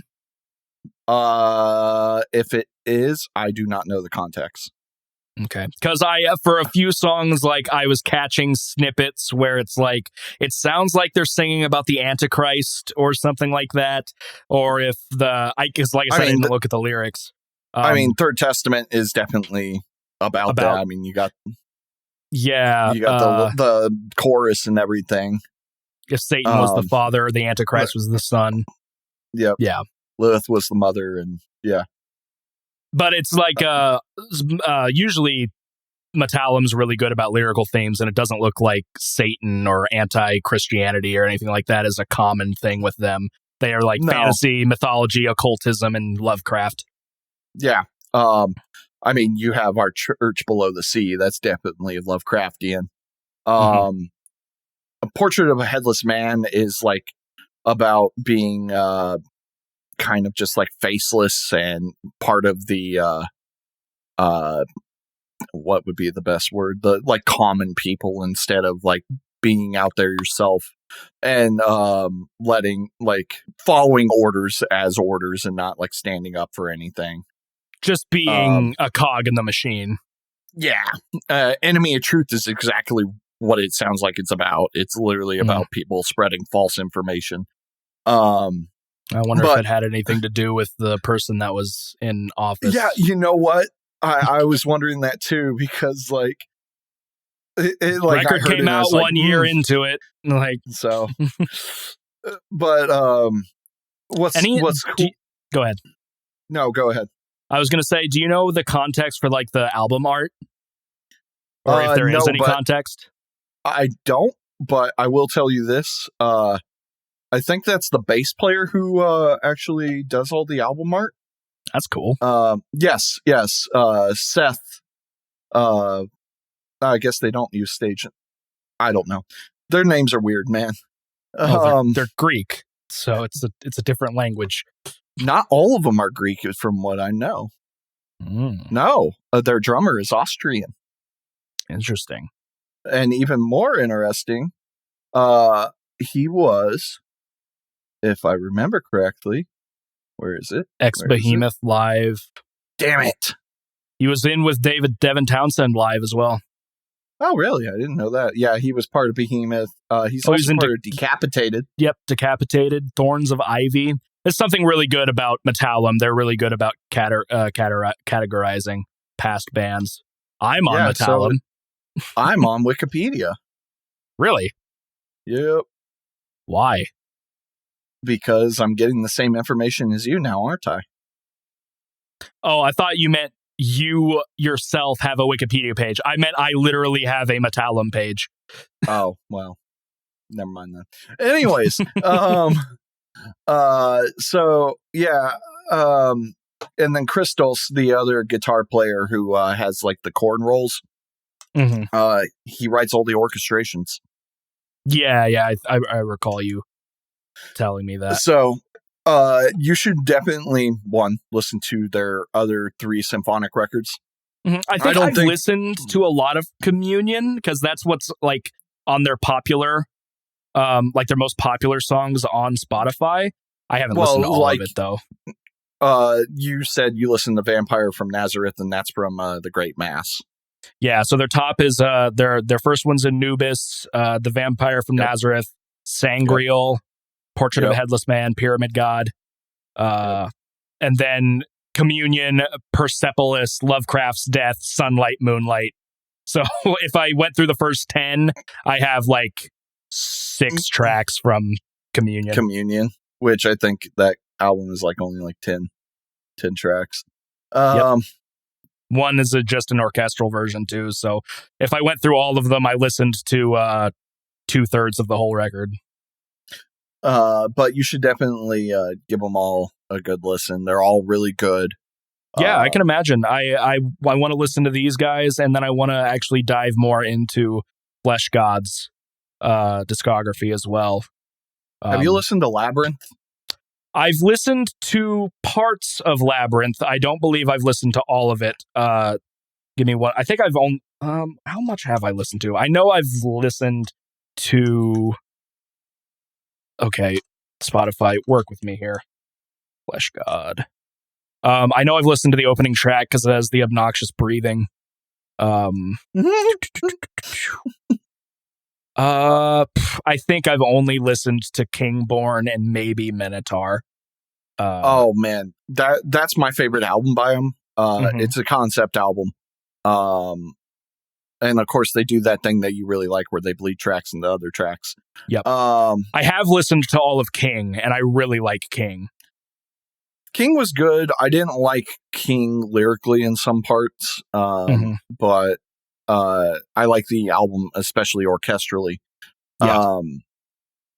But Labyrinth, I think, was just a great record. I also have a really fond memory because my ex and I listened to it together for the first time, and it was just a really nice That memory. Sounds painful, actually.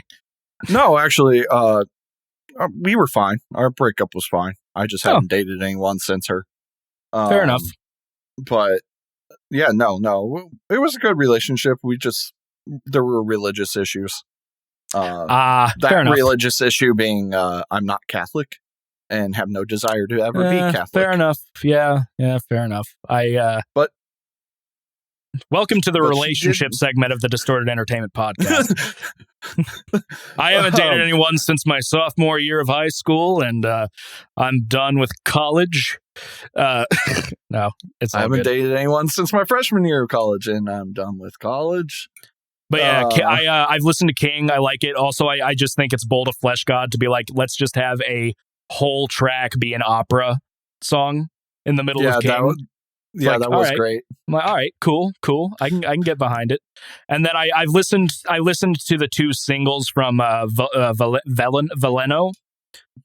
their newest record. I listened to Sugar. That Italian word that means poison. Ooh. Veleno. Yeah, there we go. Cool. Yeah.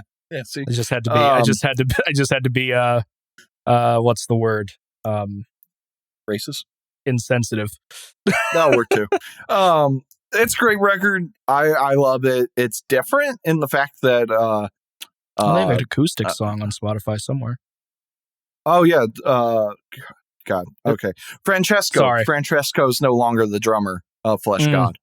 Right. He's now the singer and guitar player. Which he was originally on their first album. Okay. See, I liked the vocalist for Labyrinth and King, so I don't know how to feel about that. I guess I didn't notice because I did listen to two of the tracks. They have similar vocals, and the drumming's still good. So, anyways, I have some thoughts. Of Septic. On Septic. Okay. Codex Omega. For me, the best songs on there, granted they're all really good, is Portrait of a Headless Man, Enemy of Truth, especially the ending of Enemy of Truth where it's just the choir and guitar. It's so like beautifully dramatic and just like every time I hear it, like goosebumps immediately. And they performed it live on that one album, and I like almost teared up. I'm not even gonna lie. It is so beautiful. But I like what they do with that because you get this dramatic thing, and the next song is Dark Art. So you have this like grandiose crescendo in sound and everything that's just dramatic and builds, and then it cuts, and then you have the quiet piano intro of Dark Art. Yeah, definitely. The album is laid out fantastically. So well written. Like I said, it's just a really easy listen. Like there's no part where I feel like I want to skip something or where something is dragging on. Absolutely nothing, which is more than I can say for even some of the Opeth tracks that I listened to from the other things. There were times where I'm like, not that I wanted to skip it, but there were some parts where I'm like, all right, this is taking a bit. Let's get to the next section maybe. Like Harlequin Forest is one of my favorite songs on Ghost Reveries, but that outro sequence of just like the rhythm guitar chugs that goes on for like 2 minutes. I'm like, all right, guys, I get it. I've liked this. Next song. Yeah, I know there were parts of Virus, like that one song that I wasn't huge on. Was it Canary Yellow, I think? Yeah. Where I'm like, all right, it's a little bit long in the tooth. Let's, No, that was Carousel. That was their longest one. Carousel, yes, yeah. It was just a little bit long, but in this one, no such thing. It's just it's a very easy listen. And I would definitely recommend it to people. It's beautiful. It is a great experience if you want to show people a different side of metal instead of just like, it's still a brutal record. It's heavy, good chuggy guitar and bass, but there's just beautiful elements. And when I talk to people about like the actual like pretty parts of metal and like why I like metal so much, with the whole dynamics are so huge and different. Opeth, Dominia, Ne Oblivious Garrus, Flesh God Apocalypse, and Septicflesh are kind of the ones that I show. And Bell Witch when I feel like somebody can actually handle an 87 minutes. I introduced Gage to Bell Witch today. He started listening. He started listening to Mirror Reaper, and he was really liking it. Yes. You should really listen to the Stygian Bow. Yeah, I mean, I'll probably just wait until you give me that record, to be honest. Well, I mean, it just depends, because while I'm at home, I just find it difficult to sit down and listen to stuff all the time. But when I get back to work, obviously, like I'm just now catching up on one of the podcasts that I listen to, and I have like Fair 3 enough. or 4. So, but like this is the first record that I was able to just start playing and then do something else and still really get enjoyment out of it. Like, I'm really glad. I just didn't feel the need. Yeah, I was waiting for you to just break my heart with this one, and if you did, I was going to be like, "Cool, this podcast is done. It's been real." I'm concerned that you thought I would hate this. I mean, I guess there's always a chance that it just doesn't click or something like that. But no, I thought this was pretty good. There was I just met people that they're like, I don't like, the symphony. They don't appreciate the symphonic. Well, for me, I wasn't in a symphony, but I was in band and stuff like that. So I can get behind things like that.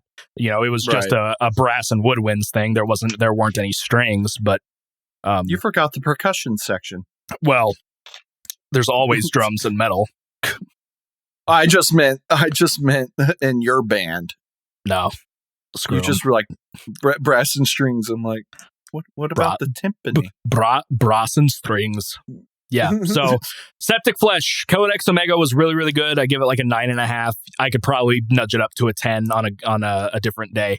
But it is fantastic. There are no negatives, I don't think.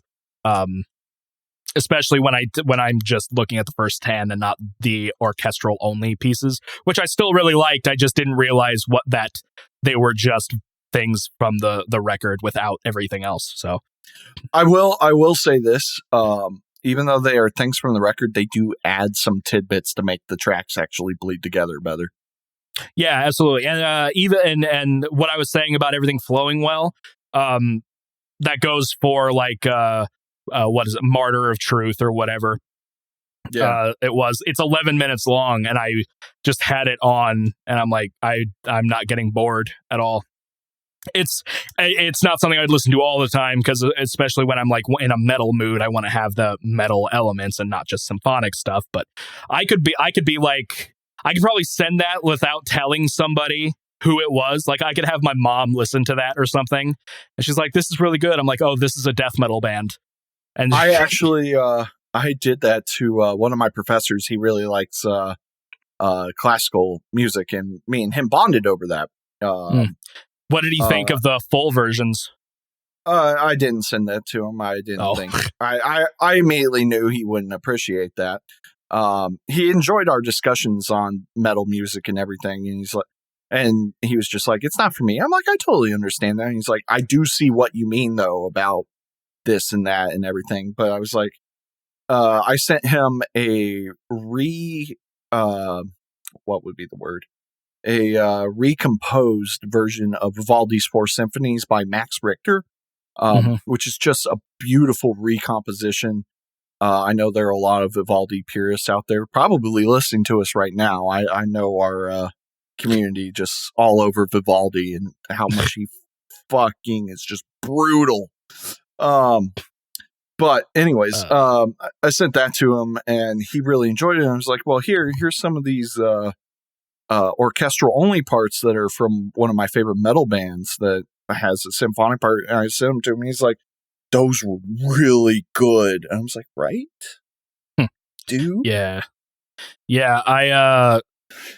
Oh no, I was gonna say something. Oh no, what was it? Oh my god. I hate it when that happens. No. Yeah, it's gone. I don't remember what it was, and I'm forever slightly annoyed now. I just forever don't cast into the abyss that is your mind. Yeah. The internal comments of my mind are an enigma. Anyways, I'm really happy you enjoyed it. I always love it when people like this band, because they deserve every bit of fans that they get. Their music apparently 3 of them during the break in the band also played in a metalcore symphonic rock group called the Devilworks. That I did not know. And it's works with an X. Clean. Of course it is. That's the only way you can spell it in metal. Clean vocalist, Septicflesh, not play live? Question mark. Is this who I think it is? Crystal? Oh no, that's the.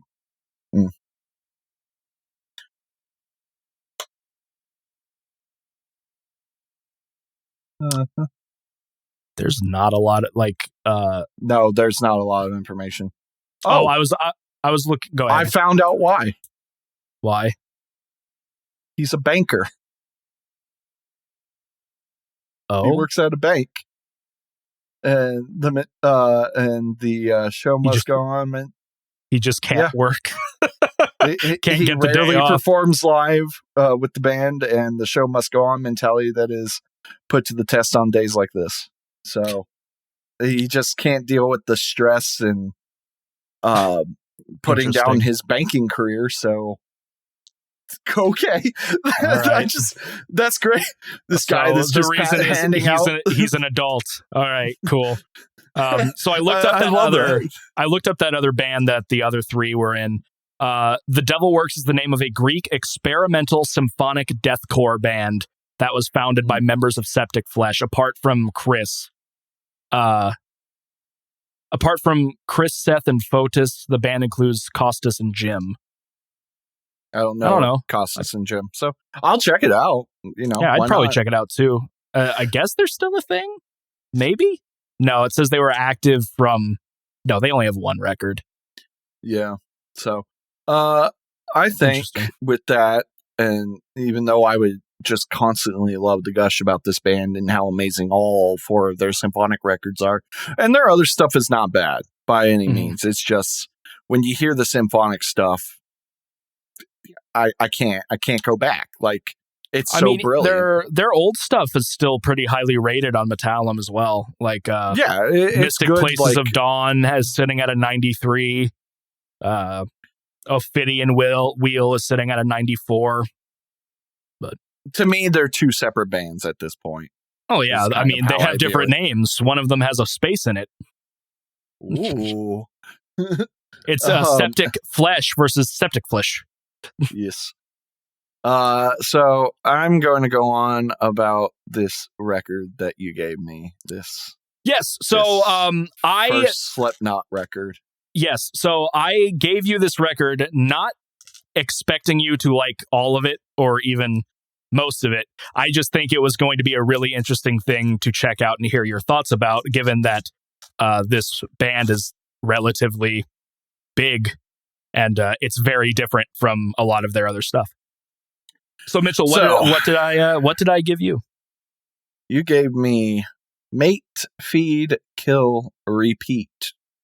Periods all between those words. It is their 95. I don't have my glasses on. 96 album. 96 as in the year, not their 96 album. That'd be weird. We released 96 albums before our debut. Dang, they were busy. They had a different vocalist at the time. They had not picked Corey Taylor up from his adult sex store that he worked at. I forgot about that. He was also in Stone Sour at the time too. Still. Yeah, I always forget that was actually before Slipknot. And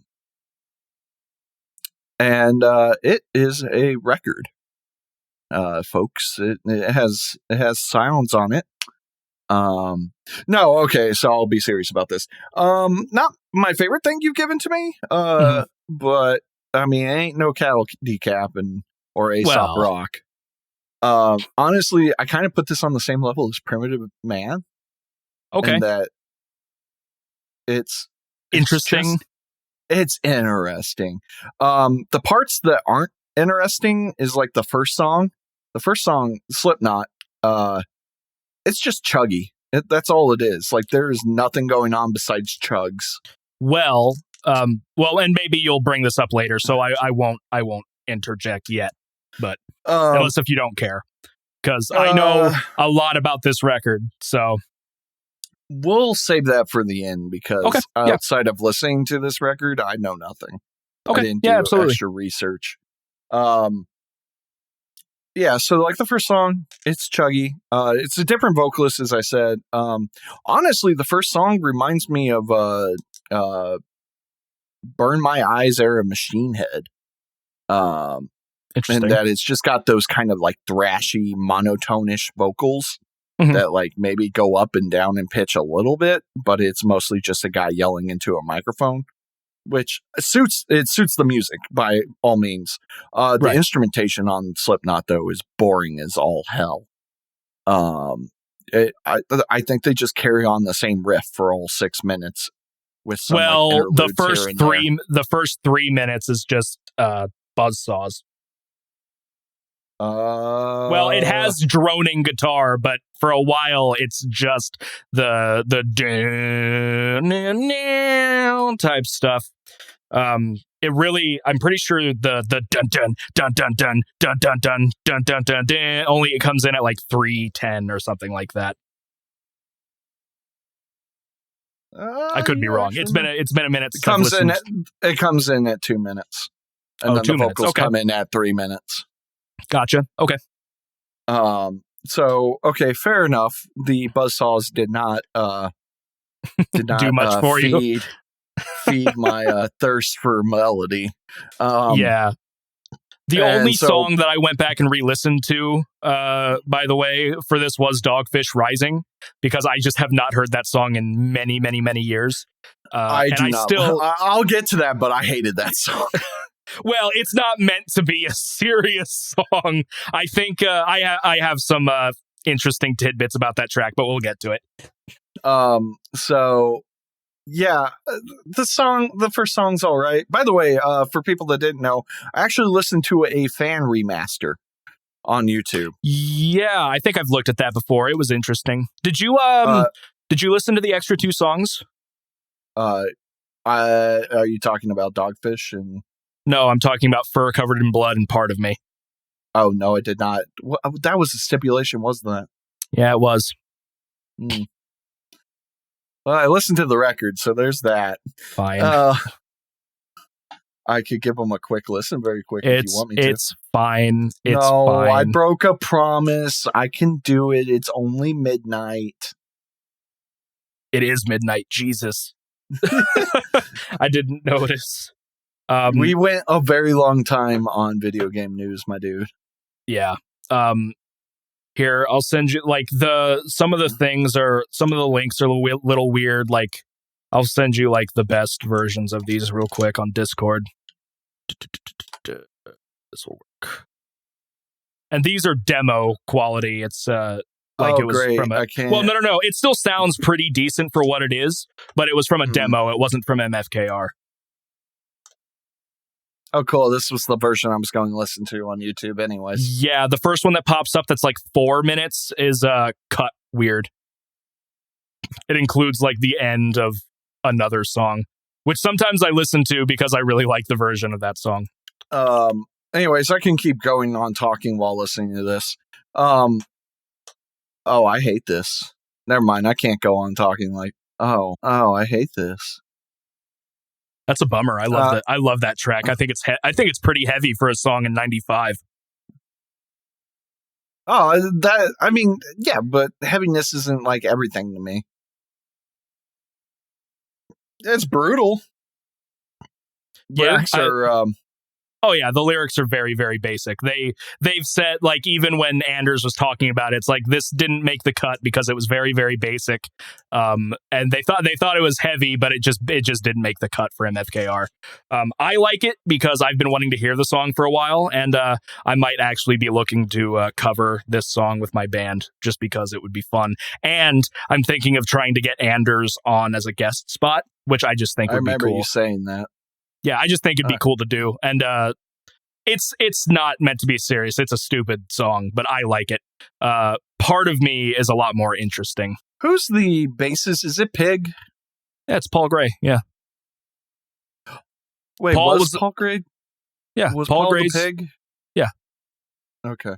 And then he's switched to the No. mask. He's always had a pig mask, like a version of it. Really? I thought he had a different mask later on. Mm-mm. He's always had like the version of a pig, just like clowns always had a weird clown, and Chris Fenn had the nose. Yeah, this isn't a pig mask at all, my dude. He did wear a pig mask. I guess it kind of looks like it, but it's so far from. Well, yeah, it's not a pig, but it's got like the pig nose and but it's not like the first pig mask. No. Like he had a legit pig mask at first. Yeah. But yes, he was the bassist, and he's also the one that introduced like the weirder elements of MFKR. Like he had a lot of the funk influences that come up. Yeah. So like you hear that in this again. I'm just not a fan of the vocals. For Covered in Blood or Part of Me. Part of Me. The more yelly vocals and everything. I hear a lot of Red Hot Chili Peppers in Part of Me. Oh, and I think it's hilarious. And I think it's great. I think it's hilarious. To go back to the original record. Yeah, go ahead. And well, so Gently, I really liked how Gently came in and then went into that acoustic part. Oh yeah, I love the intro to Gently. It's very pretty. I was like, okay, this is getting interesting. And then Do Nothing Bitch Slap. Yeah. That's where this record changes. Yeah. It's super heavy. But there's the middle of that song.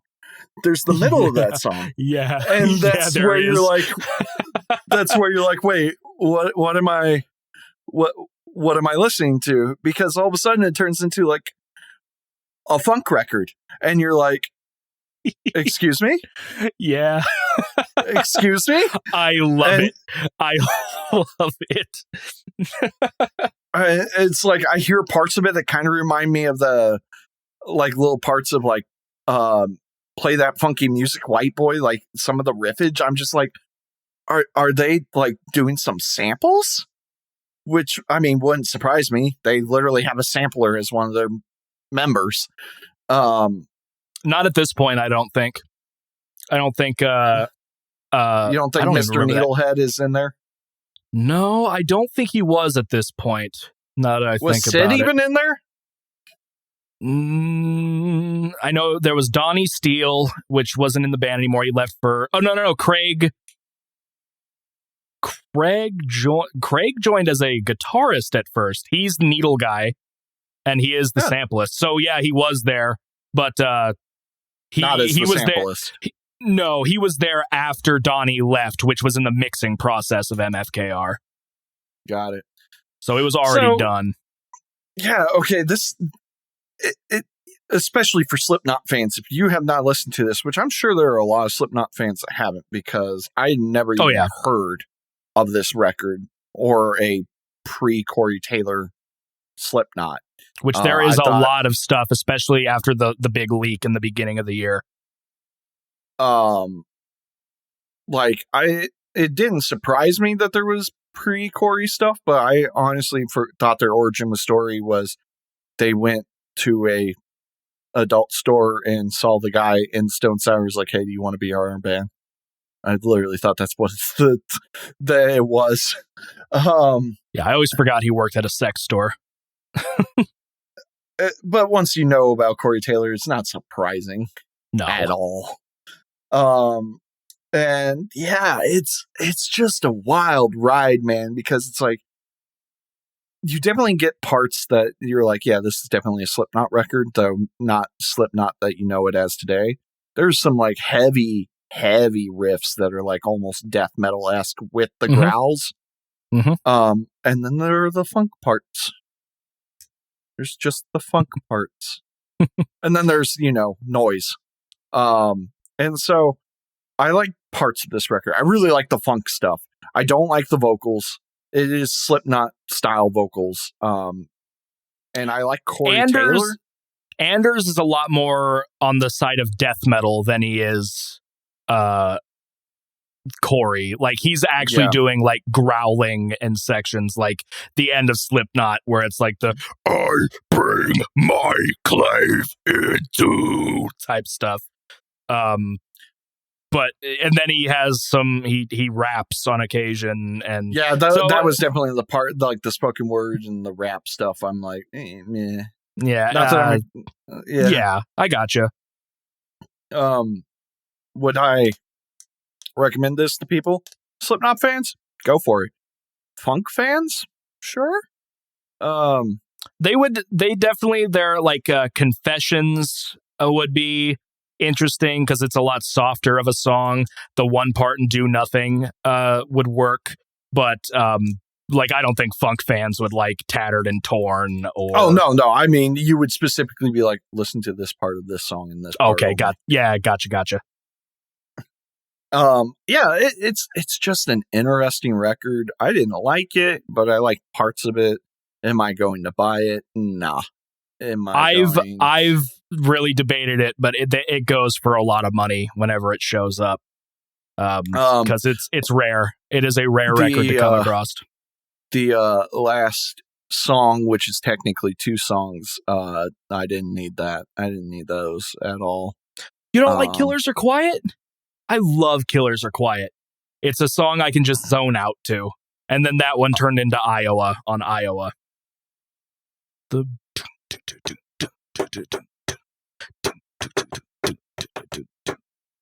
I don't know. By the last song, I mean once Dogfish. Yeah. Okay, you didn't like Dogfish Rising. Okay, that's understandable. Well, so how this person has it is from 30:26 up until 46:03 is Killers Are Quiet. Mm-hmm. So it's including all the buzz sounds and everything at the end of the song. Right. And then they start Dogfish right at like the spoken word stuff. Mm. But the actual like atmospheric portions of Killers Are Quiet before power tools are introduced and okay, gotcha. Okay. Yeah. And Tim Allen makes a guest appearance and all that. Yeah. I don't remember that. By that reference, I just meant Tool Time. Yeah. I was like, was there a sample that I missed? No, it's just Tool Time. Oh, good. My cat's still under my desk, and I can put my foot on him. So yeah, I mean, there's like so much to say, but I don't know how to put it into words. I'm going to not lie to you. I've only listened to this twice. Yeah, that's all I did for Septicflesh. So well, that's bad. That's all I needed to know that it was good. Okay, fair enough. Yeah, part of it was just my busy week, and no, that's fair. I work a lot more, and yeah, but another part of it was just like I don't. No, thank you. Yeah, I mean, I gave you this more as a thinking it's an interesting experience more than I thought you were going to be overjoyed with it. I do think it's funny how you constantly are giving me things that you're just like, let's see what his reaction is. Well, I haven't given you anything that I legit think you would hate. Like, I'm not trolling you or anything. I'm just like, this might be interesting to hear what he thinks about it. You know? Okay, I'll give you that because I don't think you went in with Primitive Man going, man, Mitch is going to love this. No, I just like, I like this. I think it's interesting. And so I don't know. Okay, I can appreciate that. It doesn't get a rating for me. It's there. It exists. It's right. Interesting. I mean, it has a lot of good parts. I can't give it a rating because it's all over the place, but in a not bad way. But there are definitely parts that, it's just weird. It's interesting to check out. Go and check it out. See what the hell you think. Even if you don't like Slipknot, this might be something that is intriguing because it does not remind me of like Volume 3 at all. Granted, that's like way later in their discography. The last album that featured anything that was from this was Iowa. So Gently appears on Iowa. It's way different. I actually prefer this album's version of it, Gently, because it has that very pretty intro. It almost has an Italian feel to me. The acoustic intro in Gently. But then on Iowa, it's just the really heavy bass. It's a little bit atmospheric, but it's the dun dun dun dun dun dun dun dun dun dun dun dun dun. Like I just prefer this version. Tattered and Torn and Only One both appear on the self-titled. Now, what I was going to say about the song Slipknot, it's the song Sick, the first song off of Slipknot, but it's double the speed. So instead of dun dun dun dun dun dun dun dun dun dun dun dun on Sick, it's dun dun dun dun dun dun and different lyrics, of course. I mean, that sounds way cooler. Yeah. I like Sick, but I also like Slipknot as well. It was a lot of the lyrics for this record are actually inspired by the game Werewolf the Apocalypse, which is in the same universe as Vampire the Masquerade. So right. I'm going to keep mentioning that and Tim Curry in every episode as often as I can. So now it's a Tim Curry podcast instead of Corey Taylor podcast, and I'm okay with that. Yeah. And then, of course, Killers Are Quiet turned into Iowa, and I actually prefer Killers Are Quiet. I don't know why. I think Iowa, a lot of Iowa, the album, I just can't listen to all the time. It's so visceral and like hammer to the face all the time. And it's just, I can't sit down and listen to the entirety of Iowa. I can do bits and pieces here and there. Like, I love the song Skin Ticket. I like, Left Behind was great. And then Iowa is good, but I just kind of prefer the more, I think Killers Are Quiet is a bit more subtle. And I love when it actually drops, where he stops doing the whispered vocals once the actual heavy guitar comes in and he does the screaming part in Killers Are Quiet. I think that drop is just really good. The beautiful language, part. I really enjoy that. And yeah, I mean, I'm glad you didn't just downright hate it. I expected you to just find this record interesting more than anything. It is. It was definitely better than that Dying Fetus record you gave me. That's just not true. It's not. It actually, gave me some interest and threw me off sometimes in a good way. So. And apparently, Italian melodic death metal band Jump Scare paid tribute to this by titling their 5th track on their debut album as Mate, Feed, Kill, Repeat. I've never heard of that band, but that's kind of cool. Thank you. As a mellow death person, I've never even heard that band. And I like me some mellow death. Presence growing value due to the large interest and low number of originals. Yeah, I almost thought I came across a real copy of this record once at the Exchange in Castleton. I just asked, it's like, can you look in your guys' system to see if any of you guys have it? And they said a store did, and they would have it shipped, but it turned out to be a bootleg. And the guy was very mad. The guy was very mad when I told him that. I was like, yeah, this one's fake, man. And he's like, well, it can't be. I'm like, it's fake. I know it's fake. Because if it was real, you wouldn't be charging $20 for it. Unless if you guys are just dumb. Was that the only reason you thought it was bootleg? No, there are physical differences. The original pressing has 2 imprint circles on the center. It's also a very specific mint green, which extends to the back of the CD as well. This one only had 1 circle, and it was a normal CD color as well. Unfortunate. Yep, it was, but it was interesting to have the opportunity. Yeah, so MFKR, it's I figured you would at least find it interesting, and it's also like I recommend people who, I mean, in general, if you just want to hear a weird album, it'd be cool, but I think Slipknot fans are the ones that are gonna get more out of it, obviously. But for sure. But yeah, no, I God, as soon as that funk part comes in, I just remember it's very fun. I thought it was the first time I was like, this is really weird. I love it. I think I was like on my phone while listening, and I was like scrolling through, and I hear the funk It's like, part did I skip and to something else? Yeah, I like snapped up. I'm like, excuse me? What's going on? Yeah, it's interesting. If you have any other interest for stuff, all the other songs that were leaked are interesting too. But it just depends on if you know the songs or not. Like, he has a version of Prosthetics, which is different than Corey Taylor's version on the self-titled. Same with the song Scissors. Song.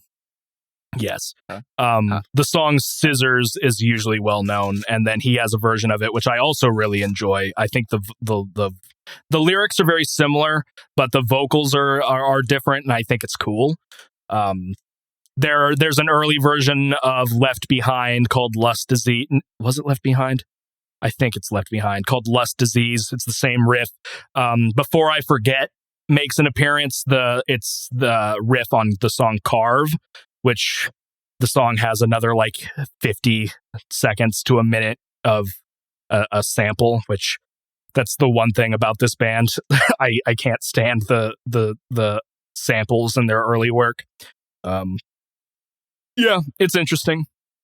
I just nerded out about the giant leak of all of the early material, and the Slipknot subreddit was freaking out because people kept posting links to all of it, and it's like the official Slipknot subreddit. It's like, guys, we appreciate you guys are super passionate about this, but the subreddit could get taken down if you keep posting these. Please stop.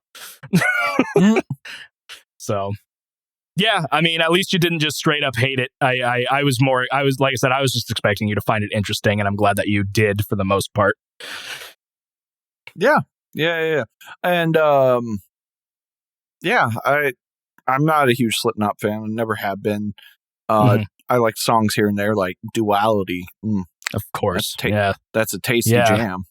That's not a normie. That's not a normie opinion at all. Oh, wow. Excuse me. I thought we had a conversation earlier about accepting people. No, Duality's a bop. You know, I'm not denying that. I watched. Have you ever watched the YouTube channel called Rick Beto? No. Or Rick Beto? He has a series called Why This Song Is Great or something, and he did a video over Duality, and there was stuff in that song that I've been listening to for years that I didn't notice. I'm like, this is kind of interesting. Like, good series if you have any interest in it. He's done a lot of songs. Well, let us move on. Also, if anybody does listen to this and is interested, the vocalist has another band that they released something in the 90s. It's the band called Pain Face. There's an album called Fleshcraft, which is pretty interesting. And then they also released an EP in like 2010, and it's pretty good. It's a bit more on the death metal-y side of things, but it's interesting if you're ever bored and want to take a listen to something a little different. So, but yes, I appreciate you taking the I can't talk anymore. Yeah, do the segue. Yeah. Do the segue. Sorry for interrupting, but I think we should discuss what's happening in our lives. Ethan, have you regained your leg yet?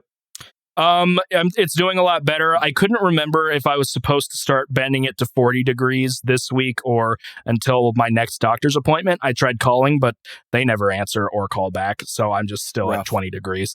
I'm walking on it a little bit too much without my crutches, and my stop that foot has been Yeah, I know. My foot's been swelling up pretty bad, but it's feeling good. It's not been horrible at all. I'm just kind of getting sick of staying at home constantly. What have I been doing?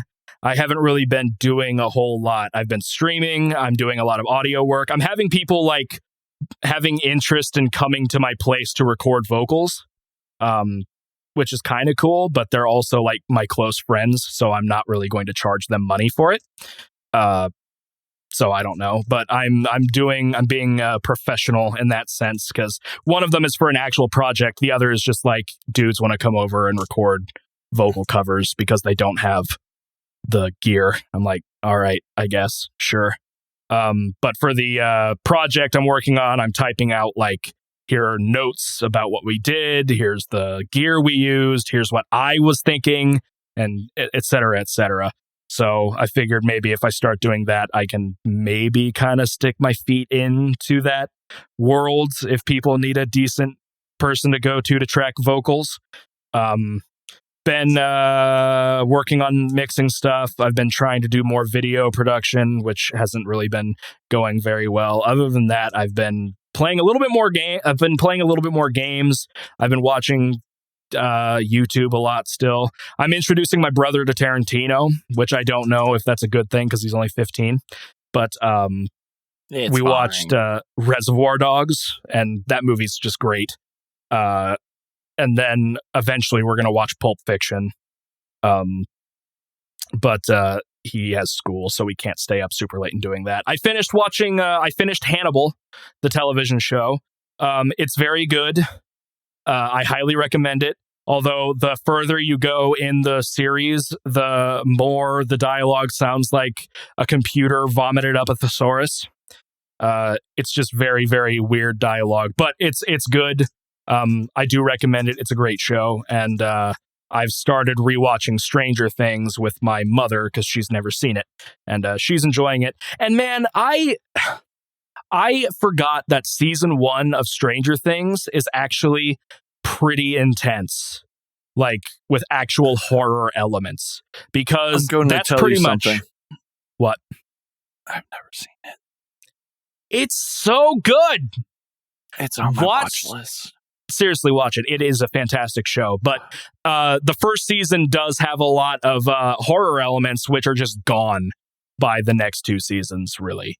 They kind of just ditch it for comedy, which, I mean, it is funny and the show is still good, but the first season is the best season of Stranger Things. So that's what I'm doing there, and just not much else. Just trying to catch back up on podcasts. I caught up with Chilluminati.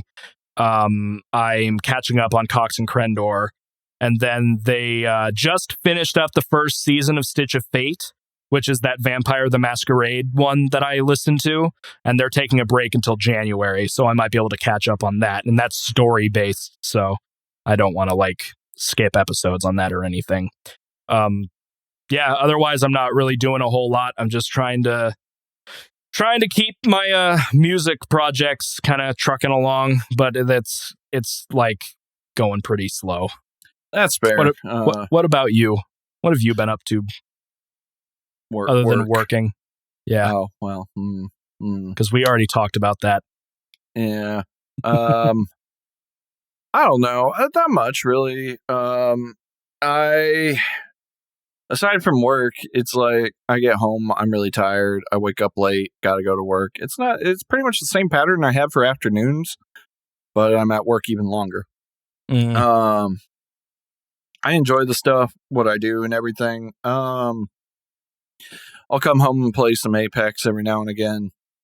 I'm part of the Folding Coin Discord channel now. Okay. So, part of a cryptocurrency Discord, so, that's kind of cool, I guess. It was just me going, hey, where's my folding coin? You guys didn't pay me this month. And then finding out that they're 6 months backlogged on the blockchain. So nice. They're like, you'll get your folding coin eventually when we get this figured out. And I'm like, all right, whatever. I'm doing it for research anyways. Fun part about work, I'm being consistently exposed to COVID. That's cool. Yeah, that's awesome. Yeah, it's great. I my only solace in it is I'm pretty sure I've had COVID already. Back in November, December. I think you were gone by then, but I could be wrong. I had missed a day or two of work where I just felt dead. I could barely move. Breathing was not a fun time. And I was just constantly coughing up my lungs. And then for a month after that, I would be able to go to work and I felt fine, but just randomly all of a sudden I would have to have a coughing fit. It wouldn't be I breathed in too heavily or my throat tickled. It would just be all of a sudden my lungs were like, hey man, you know, it'd be cool. Cough. And I would like cough for like a straight minute. And I would like have to walk off the deck and have that. And then I would come back and be like, all right, I'm back to work. So there's a chance I had it and I might have some form of immunity. You know, there's a whole bunch of theories and people are saying you can get it again, and that might be true, but I don't know if they're different strains or whatever.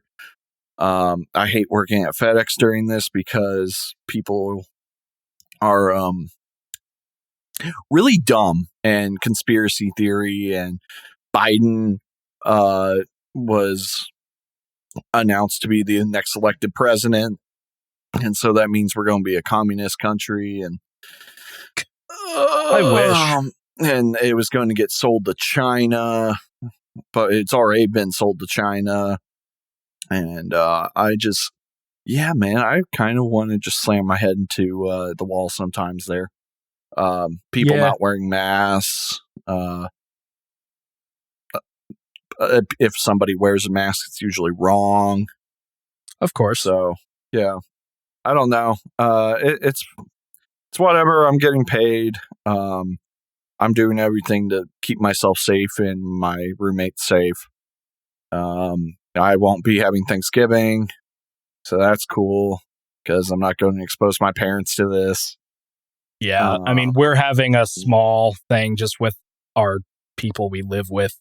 As a family, we've decided that when it comes to Thanksgiving and Christmas, they're condensing it into one event, and we're holding it in like a big church where it's like we can just spread out. And because I don't know, I mean, we're doing that because my grandmother still wants to do it, but she's afraid of getting COVID. So if we're going, no, she is, and if we're doing that, we, you know, social distance, we're all wearing masks, et cetera, et cetera. But they didn't want to like just not do anything this year. Yeah, I don't even know if I'll get to do Christmas this year, which will be the second time that I've missed Christmas with my family in a row. This year sucks, and just a quick fuck all of you guys that have made this virus go on this long because you were selfish. So, boom. Granted, it probably would still go on, but it might not be as bad as it is right now. Because I'm not even kidding you. Everyone at my facility is getting this for the most part. Great. Yeah. Ethan, you're not missing much there. Just, you know. Oh, I figured. I can't imagine how it's going at the moment. I wouldn't be able to stand. I probably wouldn't have been able to stand it with all the political stuff going on recently. You also probably wouldn't have been able to stand. Yeah, probably. It's because I'm in pain. It's because I'm fat and injured all the time. I just meant that you had knee surgery, but okay. Yeah. So, other than that, still playing Apex because I don't know why. I like Apex. That's never new news. I have been thinking and constantly re-listening to that one track he sent me, and maybe I'll do some violin for it. We'll see. Kind of trying to get my life together in general before I start doing stuff like that. I've been reading. That's new. I'm reading a book called Howard's Gift. My sister gave it to me when I graduated high school. It's just like a bunch of advice from a businessman. But it's like advice on life, not like just business. It's got some good points in it. Things I agree with. I should get back into my audiobooks. I canceled my Audible account because I remembered that I had it, and I can't afford another month. So I did use my last 2 credits to get another of the Dresden Files books. And then they released a 3-story, multiple-hour Vampire the Masquerade novel, which I'm like, okay, I'll check that out. Why does Dresden sound familiar? It's a long-running adult fantasy series.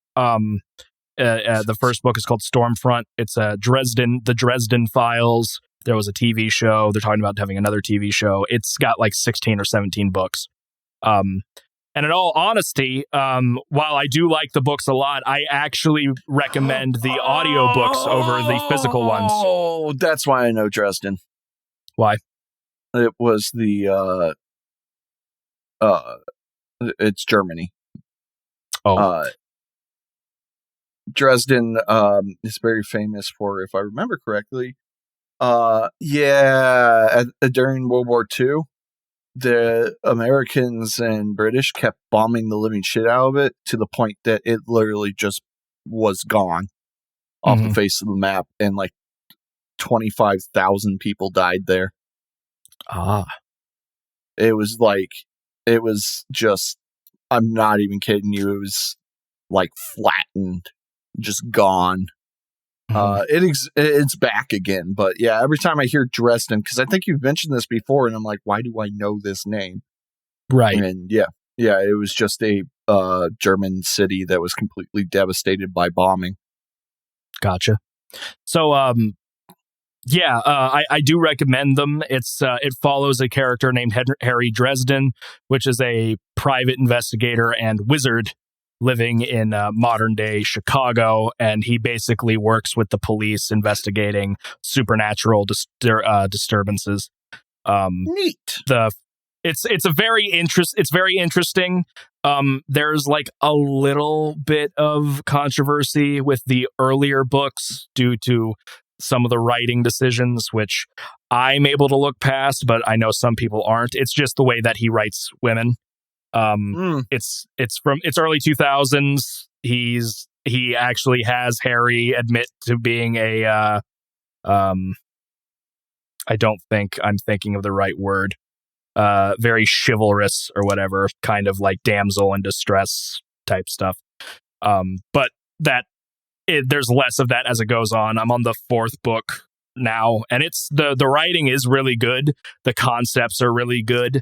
But the first 2 books don't really feed into the other ones. But if anybody were to look into this series, it's one of the few times I actually recommend the audiobooks over just reading them, because the same guy does almost all the books. There's only one he hasn't done, and it's oh no, what's his name? He was in the Buffy the Vampire Slayer. No, I don't want free audiobook. I just need the narrator. Please. Just you James Marsters does all of the narrations, and it's absolutely fantastic. I don't know why I like it as much as I do, but his way of narrating all of the books is just really good. The comedy lands a lot. Like, I've laughed out loud at parts while listening to it at work. Highly recommend it. Highly recommend it. It's good. It's good. And there's there's 17 books at the moment, with a couple of them being like 0.5 books. So like book 14 and a half or whatever. So Jesus. Yes. And yeah.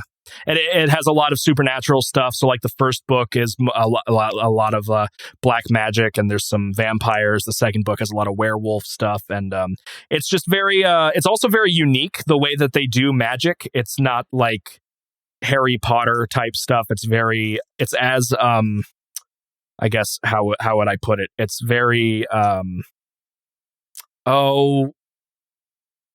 grounded. It's very grounded. Where it's like, in order to make a potion, I'm using just random actual items in my house that aren't like normal potion type stuff. It's like, for this awake potion or energy potion, yeah, there's a base of coffee, but that's for like what's linked to the regular world, and then I need something that has a link to one of the elements, and then something that has link to like spirit and stuff like that, but it's all just items in his house. And also Bob the talking skull is hilarious, and he's my favorite character. I recommend the Dresden Files quite a bit. Yeah. Sorry to get into that. Worries. I enjoy it, and I have a lot of stuff I need to go through when it comes to reading. I want to get back into the BattleTech series. There's like a group of books. There was a game of that recently, wasn't there? Do you know what BattleTech is? It's a mech thing, isn't it? Do you know Mech Warrior? I know of it. Same thing. Oh, okay. It's a different name, but they are the same universe and everything. Oh, gotcha. Okay. Basically, here's the thing. BattleTech is a board game. Similar to 40K in that there are figures and books and you make the battles and everything. Then it became a book series, which is also a TV show, but I don't know anything about the TV show. And then there are video games. And like 40K, there's a bunch of backlogged lore that people have written about and everything. And the lore is really good. I enjoy it. It's people fighting other people, of course, instead of like 40K where it's like, hey, there's this, how we travel through space is basically by stealing energy from hell. And, sometimes that makes people crazy. And there are demon gods and weird bug things. And also space. Sorry. Yeah. But I've read 3 of the books, which were the Warrior trilogy, and really good. Had an amazing twist at the very end of the 3rd book, which just threw me through a loop, and I was like, what? But there's like 60 books in the series. Jesus. But you don't need to read all of them. So like it's multiple authors and everything. So it's kind of a Star Wars approach. Yeah. So it's like you can pick and choose what you want to read. So like I recommend the Warrior trilogy and the Blood of Kerensky trilogy, which takes place, I believe, right after Warrior. And it's just like taking small sections and like looking at like a specific group of people during this war or battle or time of peace or whatever. It's really interesting. Next episode on Distorted Entertainment, we're going to talk about books. Let's see, what else am I trying to think of that I want to do? I want to get my room together. I was actually planning on doing that tonight and tomorrow. We'll see if I actually do it. But I still haven't fully set up my room or put my clothes away, and there are things that are all my instruments besides my acoustic guitar or not my acoustic guitar. I'm a man of class. It's a classical nylon guitar from Yamaha. Oh, you mean Grandpa's guitars? Hey. That guitar is my favorite dirt bike. You leave me alone. Pardon? Yamaha. They make. Did you know? Are you aware of the website Rondo Music? Sounds familiar, but I also might just be confusing it with the term rondo, which is a music term. Are you aware of the company Agile? No.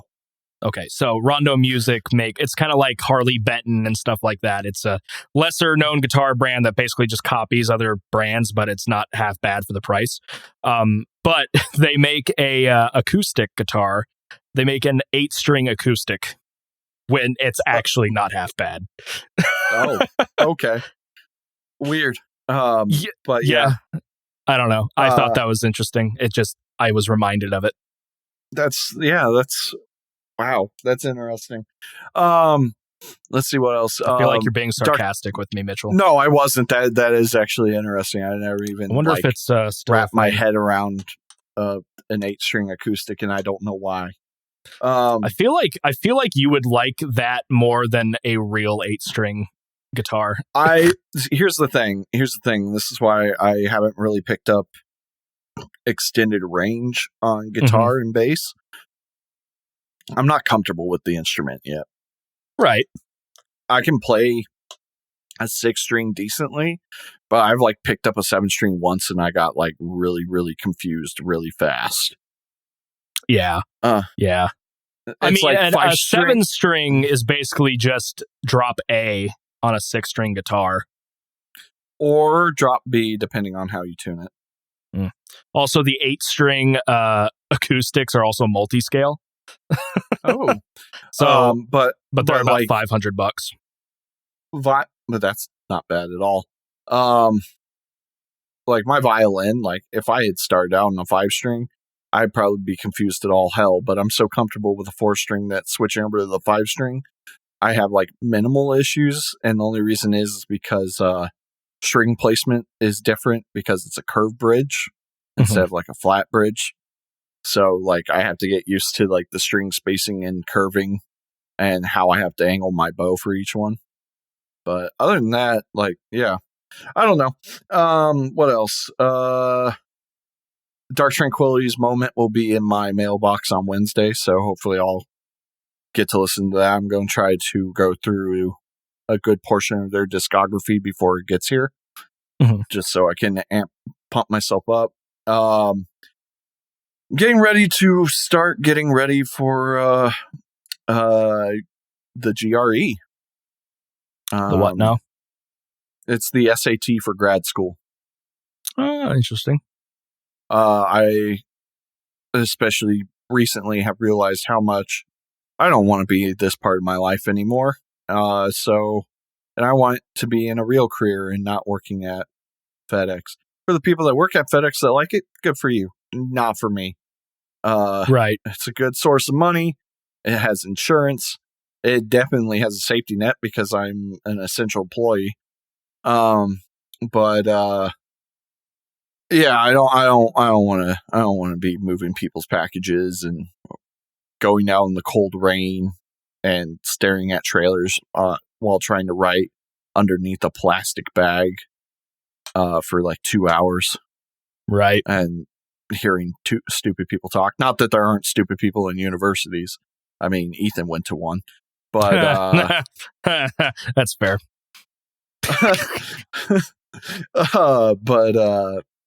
You know, I even though I'm still having to deal with my depression, I think I've gotten to the point in my depression where I'm so sick of it that I'm like getting like angry motivation. And I'm just like pissed, and I'm like, I'm getting Dark Souls motivation, which is funny because when I first played Dark Souls, I was like, man, fuck this game. And then like I came back like a week later and I was like, no, you know what? Fuck this game. It's not going to beat me. I'm going to beat it. And then it became one of my favorite video game series. I have never played. I've played some Bloodborne. I've never played any of the other Souls games. And then I started watching NL play the Demon Souls remake, and it looks really pretty. It looks really pretty. And I really want a PS5 just to play it. Yeah, you know, if I got a PS5, I'd probably try it. But I'm mainly wanting a PS5 for Dat Miles Morales, though, even though I can play it on PS4, I think. I'm just Baroque. So that's my favorite era of classical music. Yeah, I was trying period. Damn it. Oh, yeah. My minor in music theory is pointless now. Oh, yeah. I said Baroque era, and there was no era of Baroque. It was a period. Somebody take my minor away. All right. Yeah. Other than that, yeah, it's just get ready to move on in my life kind of thing. I plan on possibly tonight, maybe tomorrow night, writing a bunch of emails to former professors, because for people that don't know this, Mitch really screwed up in college and his professors really saved his ass in a really kind way. Like, I still had to earn my grades and everything, but they were like, look, you're going through a hard time. Here's some really long extensions on your assignments. Please do not disappoint me. By the way, all the high school teachers that say college is really unforgiving and all the professors are hard, high school was harder. Way harder. Yeah. Like, I mean, depending what you take. Well, by that, I mean, yes, what I was learning, much more difficult. than in high school. Mm-hmm. High school was a breeze, but like my workload for the most part, not bad. Right. Most of my professors, some of the nicest, most caring people I have ever met. Like, some of my professors gave me year-long extensions on my assignments. Because they were just cool. Other ones were just like, yeah, we can work with this and I'll try to help you out where I can, because they don't want to see you fail. They want to see you learn.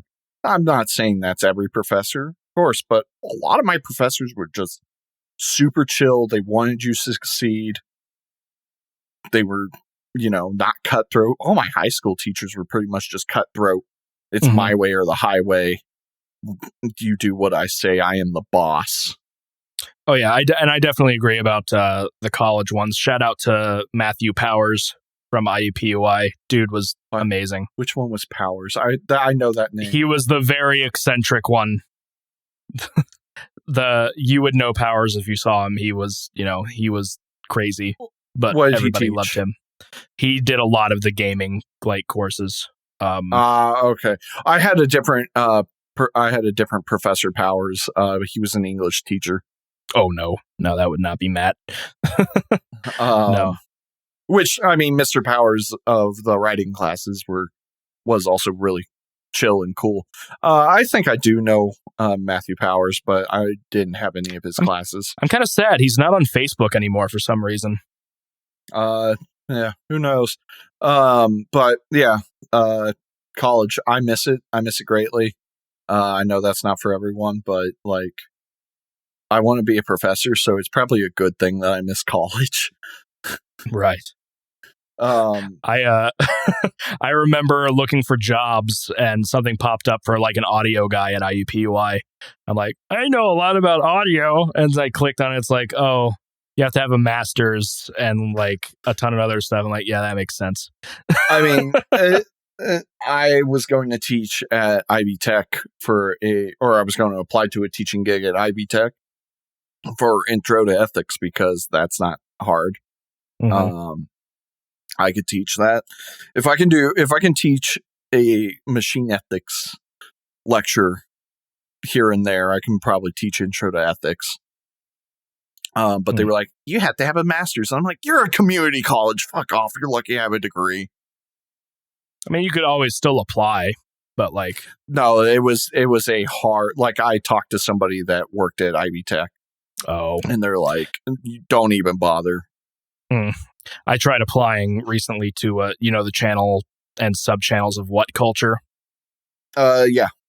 Yeah, they had a opening for video editing on What Culture Wrestling and Who Culture, and I tried doing that, but I haven't heard anything back. Who knows? They could still be going through emails, obviously, but I don't think I'm going to get it, unfortunately. Hey, at least you tried, though. Yeah, it's also England, so I don't know.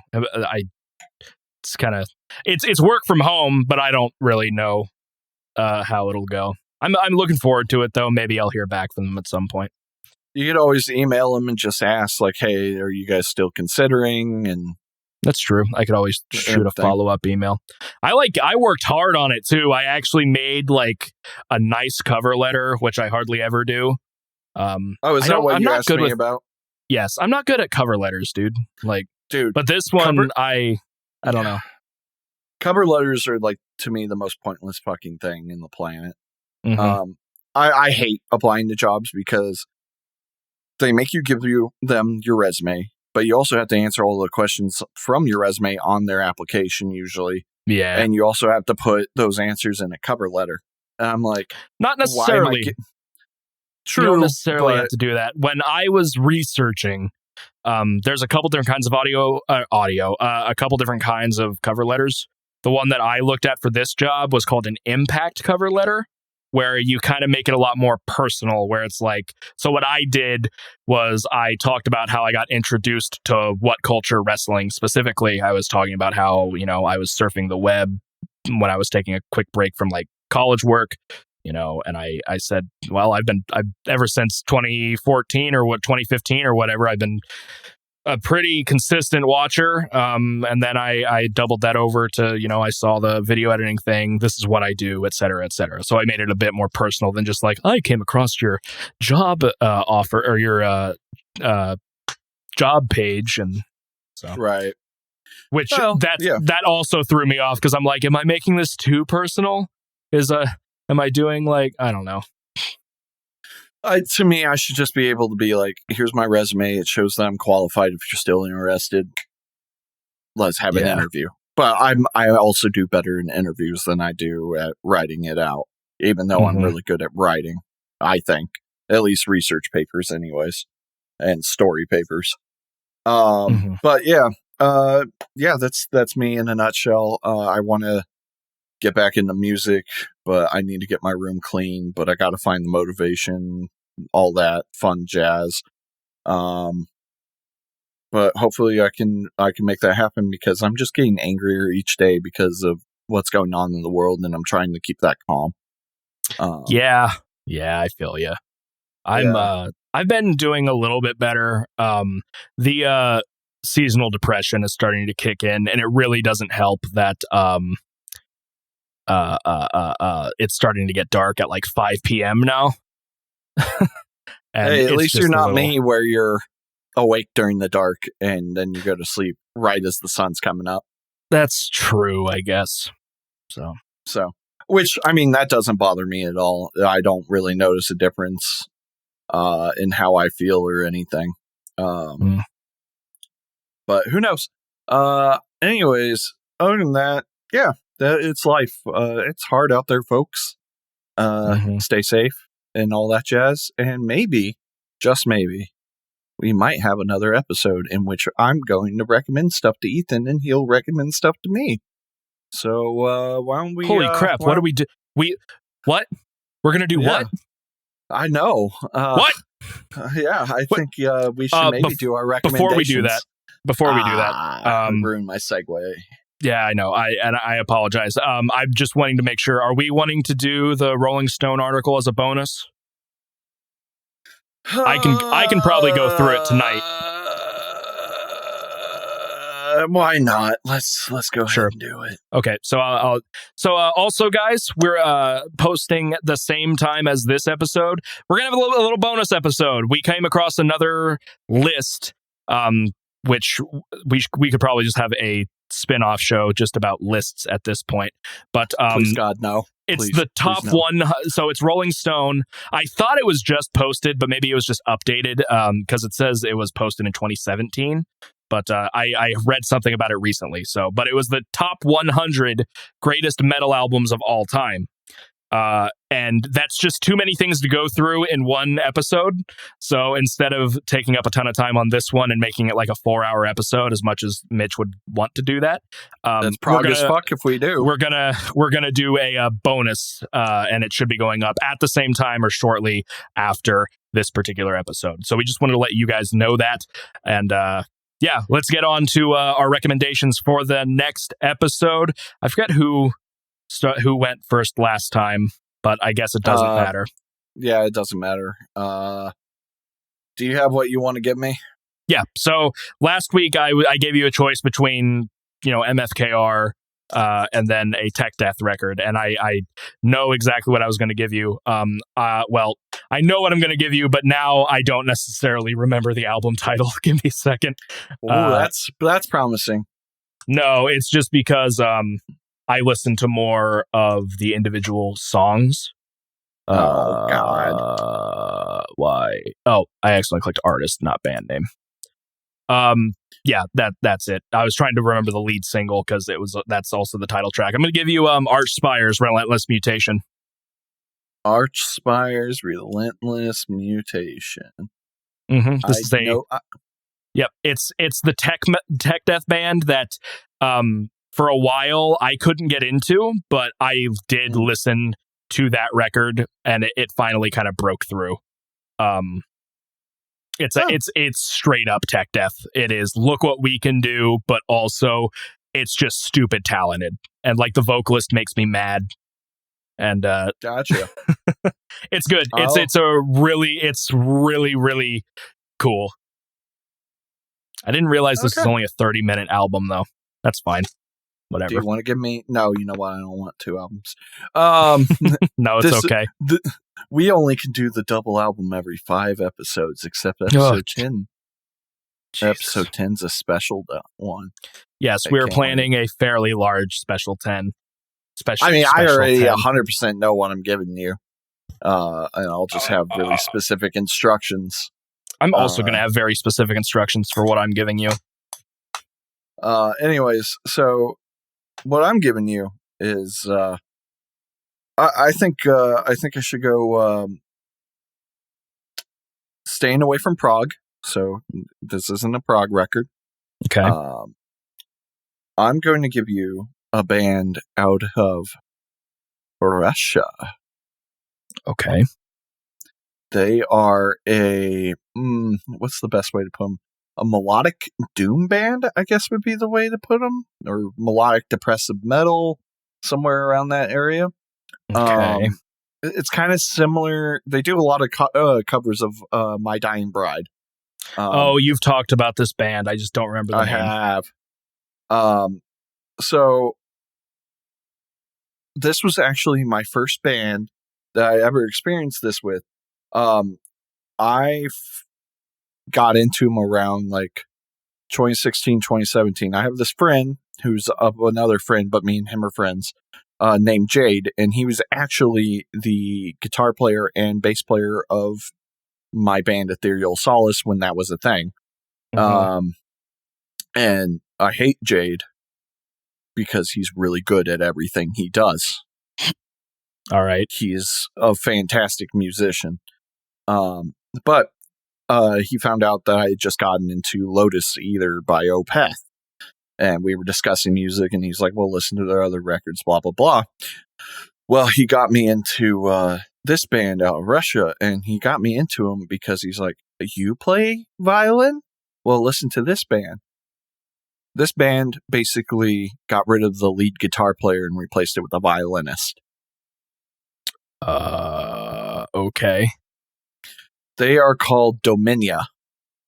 Dominia. I have found them. They are on Spotify. I forgot they recently put their stuff on Spotify. Awesome. The album is called Divine Revolution. Okay, so they've kind of put out stuff nearly every year. They skipped 2018. But recently. Yeah, so this is their 2019 record. No. Remember, they put stuff recently on Spotify. Recently. So, no, this is actually a really old record. Interesting. They don't have the correct years then. No. Divine Revolution, when did you come out? Because I assume the other ones are true, because 2014 Theophania, 2009 Judgment of the Tormented Souls. Yep. I wonder why those Divine and then the Withering of the Rose is weird. But Divine Revolution's 2006. You cut out there. Divine Revolution's 2006. Oh, okay. All right. I believe it's their first record, actually. Interesting. But yeah, I got it.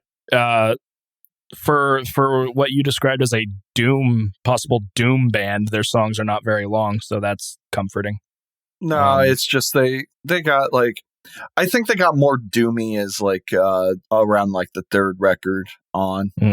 Okay. This is definitely more in the veins of like death metal, melodic death metal kind of area. Okay. All right. I can get down with that.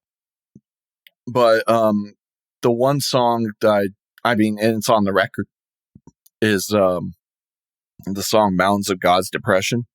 Mm-hmm. One of the most beautiful songs I have ever heard. Super pretty. So hopefully you enjoy it. Joey loves this band, by the way. Okay. I was just thinking of another band that he really likes. So, Woods of Ypres. Oh, I really enjoy Woods. I really enjoy them too. I need to give them another listen.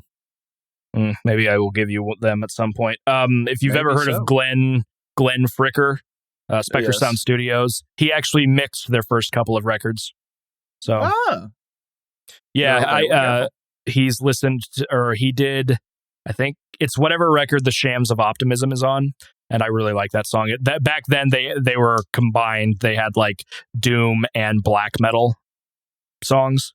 So the Shams of Optimism is very, very black metal, which is interesting because I enjoy it a lot. So, but yeah, all right. So we got Dominia, Divine Revolution, and Relentless Mutation by Archspire for the next episode. Cool. I am excited for that. As for the song of the episode that we are featuring, I'm actually going to do two. We got to redo a couple of songs due to the first couple of episodes being in mono. Many apologies to the bands we featured back then, like 2 months ago. We've been going since August. Like, that feels weird. It does feel weird. Like, it feels like we've been going for a lot longer, but I don't know if that's a good or bad thing. But I'm actually going to we're gonna redo Being Still's Murder in Baltimore. But prior to that, we're going to do a band that I talked to recently called I believe it is pronounced Nakash, NACHASH. They are a metal/hardcore band from Tampa, Florida, and I'm going to be playing a song of theirs called Serpents. And yeah, so we're going to be playing Nakash Serpents, and then we're going to be replaying Being Still, Murder in Baltimore. All right, guys, we're going to be off to record a bonus episode. So if you like what you hear, obviously go check that out and rate us on Apple Podcasts. Share it around. We appreciate all of you greatly. My name is Ethan Carpenter. You can find me on Instagram at MFKRWill. I also go live on Twitch at WASD_Gamecom if you're ever interested. And Mitchell, if you want to, I'm joined by Mitchell Wade, who can plug his stuff if he'd like. Still not going to plug because I don't got anything to plug. Fair enough. Perhaps I'll stop asking until you tell me not to. All right, we're going to go record a bonus episode. Thank you guys so much. We will see you guys, well, A, shortly, but B, in a couple of weeks. See ya. Goodbye.